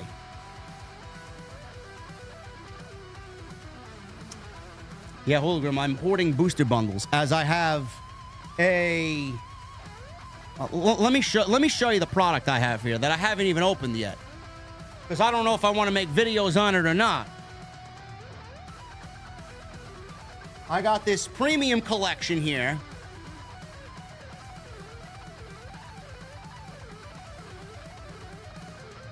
I got whatever the fuck this is. What is this? Iron Shreds? I got this. Haven't even opened that yet.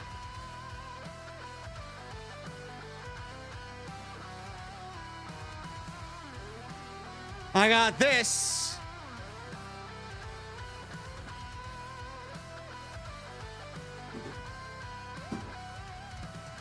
And then this.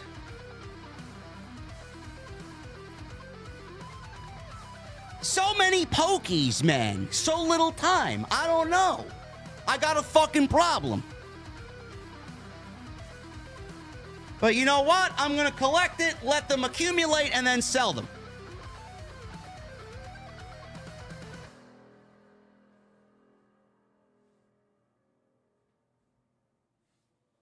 Andy Suppers with a 5. Thank you, brother.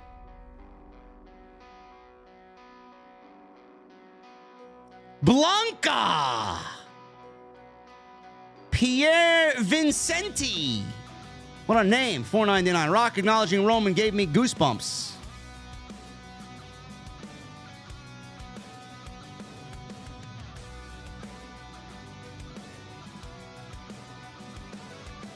Yeah, I disappeared into my piano. Eric Morefoot with a $4.99. With reports of SummerSlam coming to Cleveland, is there any chance of you and Drew doing a meet and greet? Love the show. Keep up the great work. Eric, I'm not coming to Cleveland in the fucking summer, man. Cleveland is anything but a summer destination for me. Give me some fucking sand, some water, and a fucking palm tree with a goddamn pina colada, man. Cleveland ain't it. Poppy Sensei with a 4 months. All of the blackouts through Dwayne's promo made me sick. If I were him being on board, I'd put an end to that bullshit real fast. Well, Poppy, we got SmackDown coming to USA Network, man. We don't have to worry about that shit.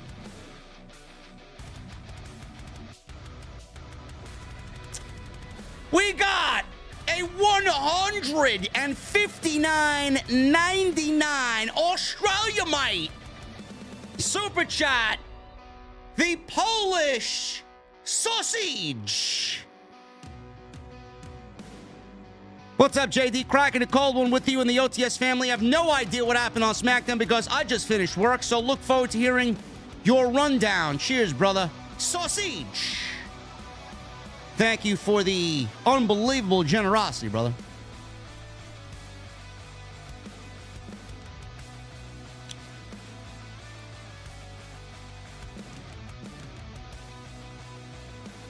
Isaac P123 with a $1.99. Best SmackDown of the year. Well, being that we're only 8 SmackDowns in, probably.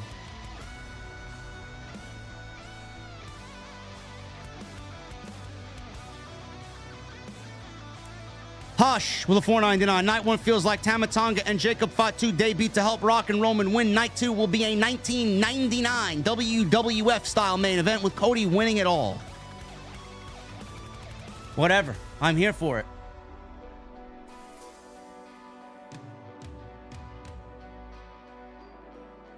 They put chili on spaghetti in Cleveland? What the fuck is wrong with them? Now, I'm definitely not going. Danny with a 5. The Rock acknowledging the tribal chief was rad. You're the man, JD. Hashtag go Google it.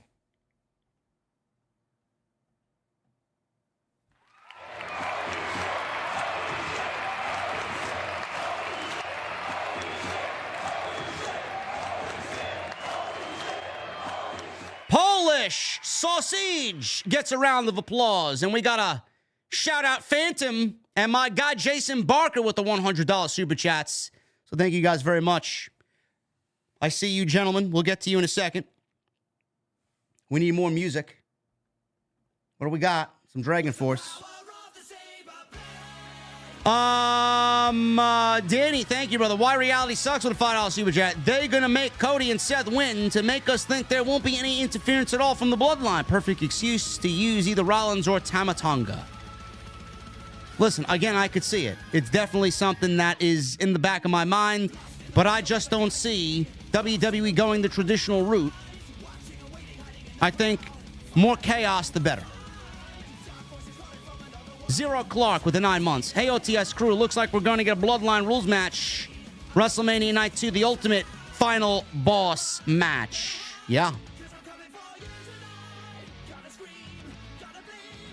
Poppy Sensei with a $5 super chat. JD, not wrestling related, but are you going to upload more Pokemon card videos on the second channel? My daughter misses watching new Pokemon videos. I got to see, brother. I got all this fucking product here, man. Plus, I got, like 18 booster bundles coming, man. We'll see. I just want to complete the set. And then they got a new set coming out in April. Or is it this month? Temporal Forces is coming. I don't know how many fucking sets to come. I wish they'd take a break, man. Fallen Soul, the new membership. Thank you, Fallen Soul. Lord J with a 2. Some questionable booking tonight by Papa H. I enjoyed it. Horatio with a 5. After Rock's post, I was thinking Roman might start looking second fiddle, but his acting tonight and telling Rock to acknowledge him was excellent TV. I loved it. Now, Hologram, it's definitely 13, brother. I was only joking about the 18. If I can find 5 more, I'll buy them. Horatio, thank you. Jeremy 2006 with a re-up on the membership. Thank you, brother. 29 months. Rock's promo on X was great. And F Slim Jim's wife, LOL. OTS for life. Slim Jim was buried 2 hours ago, man. We snapped into him and he never came back. El Mulatto with a $9.99. I don't know why this tag team match has to take place now. The Cody versus Roman match lost interest. Looks like Seth Rollins will eat 2 pins at WrestleMania. Also, I think it's unfair for Drew McIntyre. Rollins is not being pinned as champion. Cody's the only one here that is likely to take a pinfall. Jeremy, thank you, brother. Jamel Turney with a $4.99. El Mulatto, thank you as well.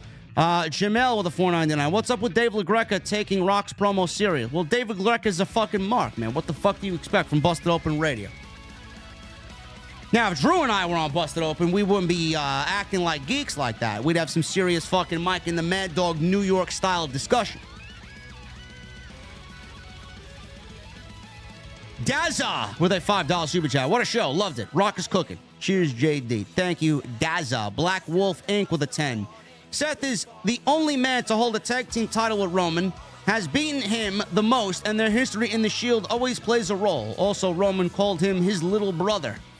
He has never done that before. Well, I mean, even before that, yes, but the reason why Seth is here is because he understands and wants to fight for the greater good that Roman Reigns cannot walk out of WrestleMania with the World Championship. It's like the Avengers. Matthew Ruiz with a membership. Matthew, thank you, brother. Appreciate you very much, my friend. Hologram with 39 months in the venue. Man, what an epic promo today. I'm like a kid in a candy store. We on the ride to WrestleMania, baby. The fans will turn on Cody. It's coming. OTS for life. AJ, Hologram, I absolutely agree, man. Today was a great promo. I loved that X promo. AJ with a 10 months. What's up, JD? I got my shirts ordered. Definitely going to wear it. SmackDown was a banger tonight, and WrestleMania season is going to be one of the best. Thank you, AJ. Appreciate your generosity by buying a Go Google t-shirt. El Mulatto with a $9.99. Do you think DM Hunk needs to intervene on this thing now that Seth is involved? No. I don't think he would like to see Rock messing around with the world title. Punk got advertised for April 1st's Raw. Well, it's in Chicago, I believe. That's why. Probably some words of encouragement to Cody, I would assume. Eric Newton with a $5 super chat. Hey, JD, just ordered my Go Google It shirt and installed Final Fantasy VII Remake. It's going to be a good weekend. Keep up the good work. Eric, enjoy it, brother. I have not played it yet, but I do have it downloaded and purchased yesterday. Deontay Smith with the $4.99. What if Priest cashes in on night one after the tag team main event and wins? Sets up a triple threat with Seth and Drew on night 2. Again, it's a possibility. I didn't even think about that.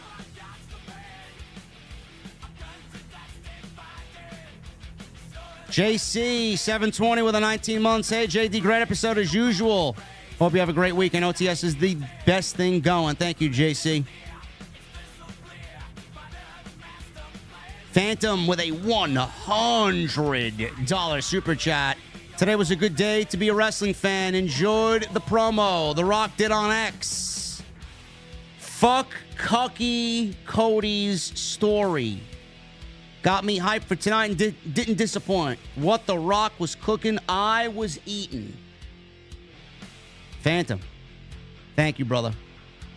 Unfortunately, Cody will finish his story. And The Rock's promo on X was excellent. Dom Wapo with a $4.99. I was so invested in the promo, I didn't realize we almost went an hour without no wrestling. Bravo. Love AEW, but I wish they could do this. AEW is, they're going to have a great show Sunday, but man, do they got some fucking holes in their product. Mr. Premium. $9.99. Man, your explanation on the Bloodline Cody story was spot on with how exactly I would book it. Great minds think alike, huh? Anyways, keep up the good work. Hope to see you in Philly. Premium, we'll be there. Lincoln Financial Field, meet and greet. Jamel Turney with a $4.99. What if, after Mania, Imperium win the tag team titles and DIY go on the chase for gold? I love it. Mr. Noob with a 5. Good to see an old school wrestler actually react to the crowd and ad-lib during a promo. Can't wait for Netflix so we can hopefully lose these censors. Yeah.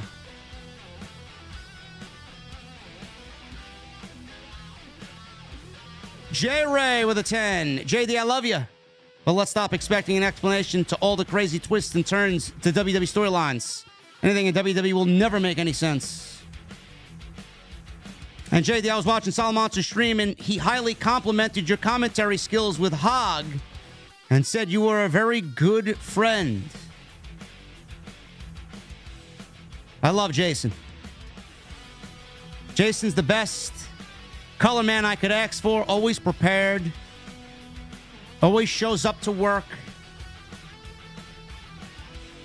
Very knowledgeable. He's been over the house to have a couple of beverages. Came out for my 40th birthday. Jason is a very good friend.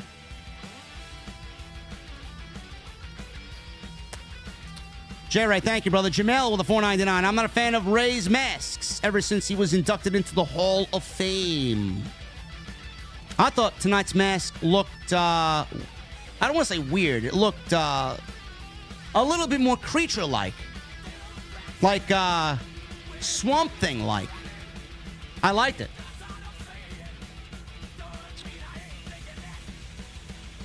Jason Barker with a $100 super. And by the way, we will be at Hog tomorrow afternoon, 6 p.m. bell time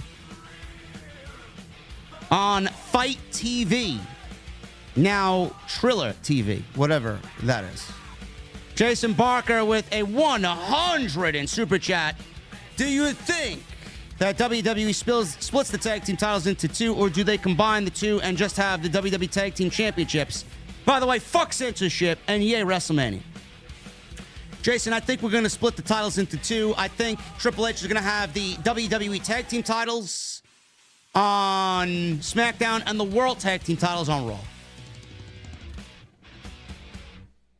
El Mulatto with a 199. Could be possible that Punk or Austin hosts Mania. No, we don't need any hosts for Mania. We don't. Thank you, El Mulatto. And Jason, thank you, brother. Rich Mulatto with a 199. You guys are not related. One spells it with an extra T. 199. WWE kicks ass, and I'm rich as fuck. OTS on my baby mama. Thank you, Rich. I don't know exactly what that means, but thank you. The Saved One. 2 months. Your podcast gets me through my shift every night. Thank you for making me laugh when some days are tough. My pleasure, Saved One. Thank you for 2 months in the venue, man. What are you drinking to celebrate?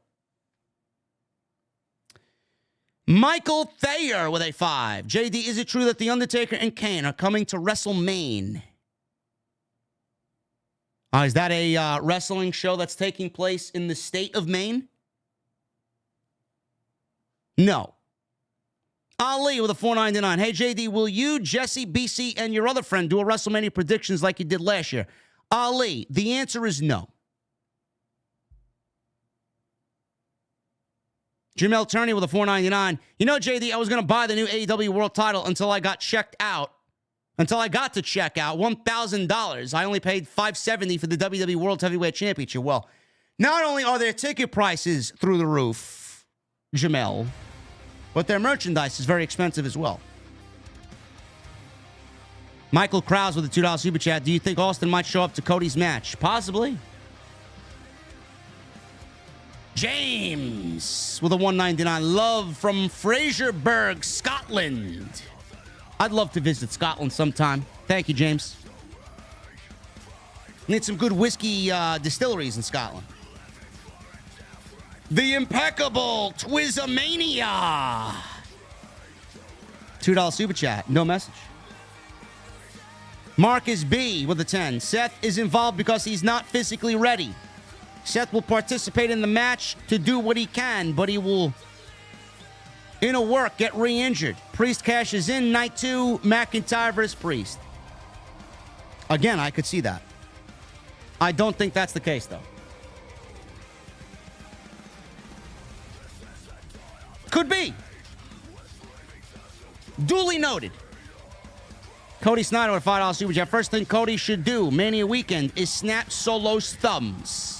Yeah, you would think. Richard with a 19 months. Thank you, Richard. Ray's mask look like the Great Moody. Yes, yes, yes. Also, are you looking forward to Mustafa Ali match in Hog? Thanks for what you do. OTS for life. Yes, I am. I love Ali. Loved Ali in WWE. Love Ali now.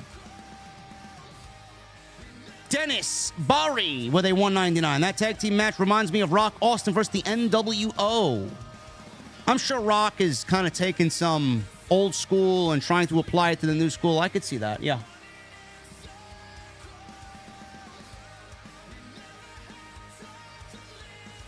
And Jason Barker with a $5 super chat. Who do you think is the meat father in AEW? I'll leave that up to my guy, Dr. Evil Genius, to answer because he loves those meaty matches.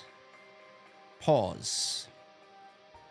Anyway, guys, I'm about to get out of here, man. I have a big day tomorrow. I'll be at the NYC Arena with the Solid Monster doing commentary for HOG tomorrow night live, 6 p.m. on Fight TV. Make sure you guys order the show if you guys want to join on in. Yuri Lover with a $5 super chat. My WWE Hall of Fame 2024 prediction: Bray Wyatt, John Cena, Brothers of Destruction, Chyna, and R-Truth. And $1.99 from Big Country. Will Jacob Fatu be the new Umaga if he comes to WWE? Certainly could be booked like it.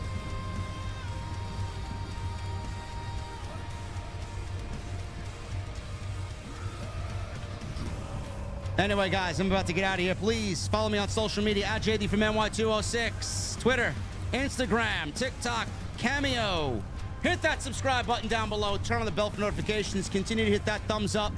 Go check out the other content on the channel. Live tomorrow, HOG on Fight TV. And go get your Go Google t-shirts now available on bonfire.com. Until Revolution on Sunday, I'll see you guys later.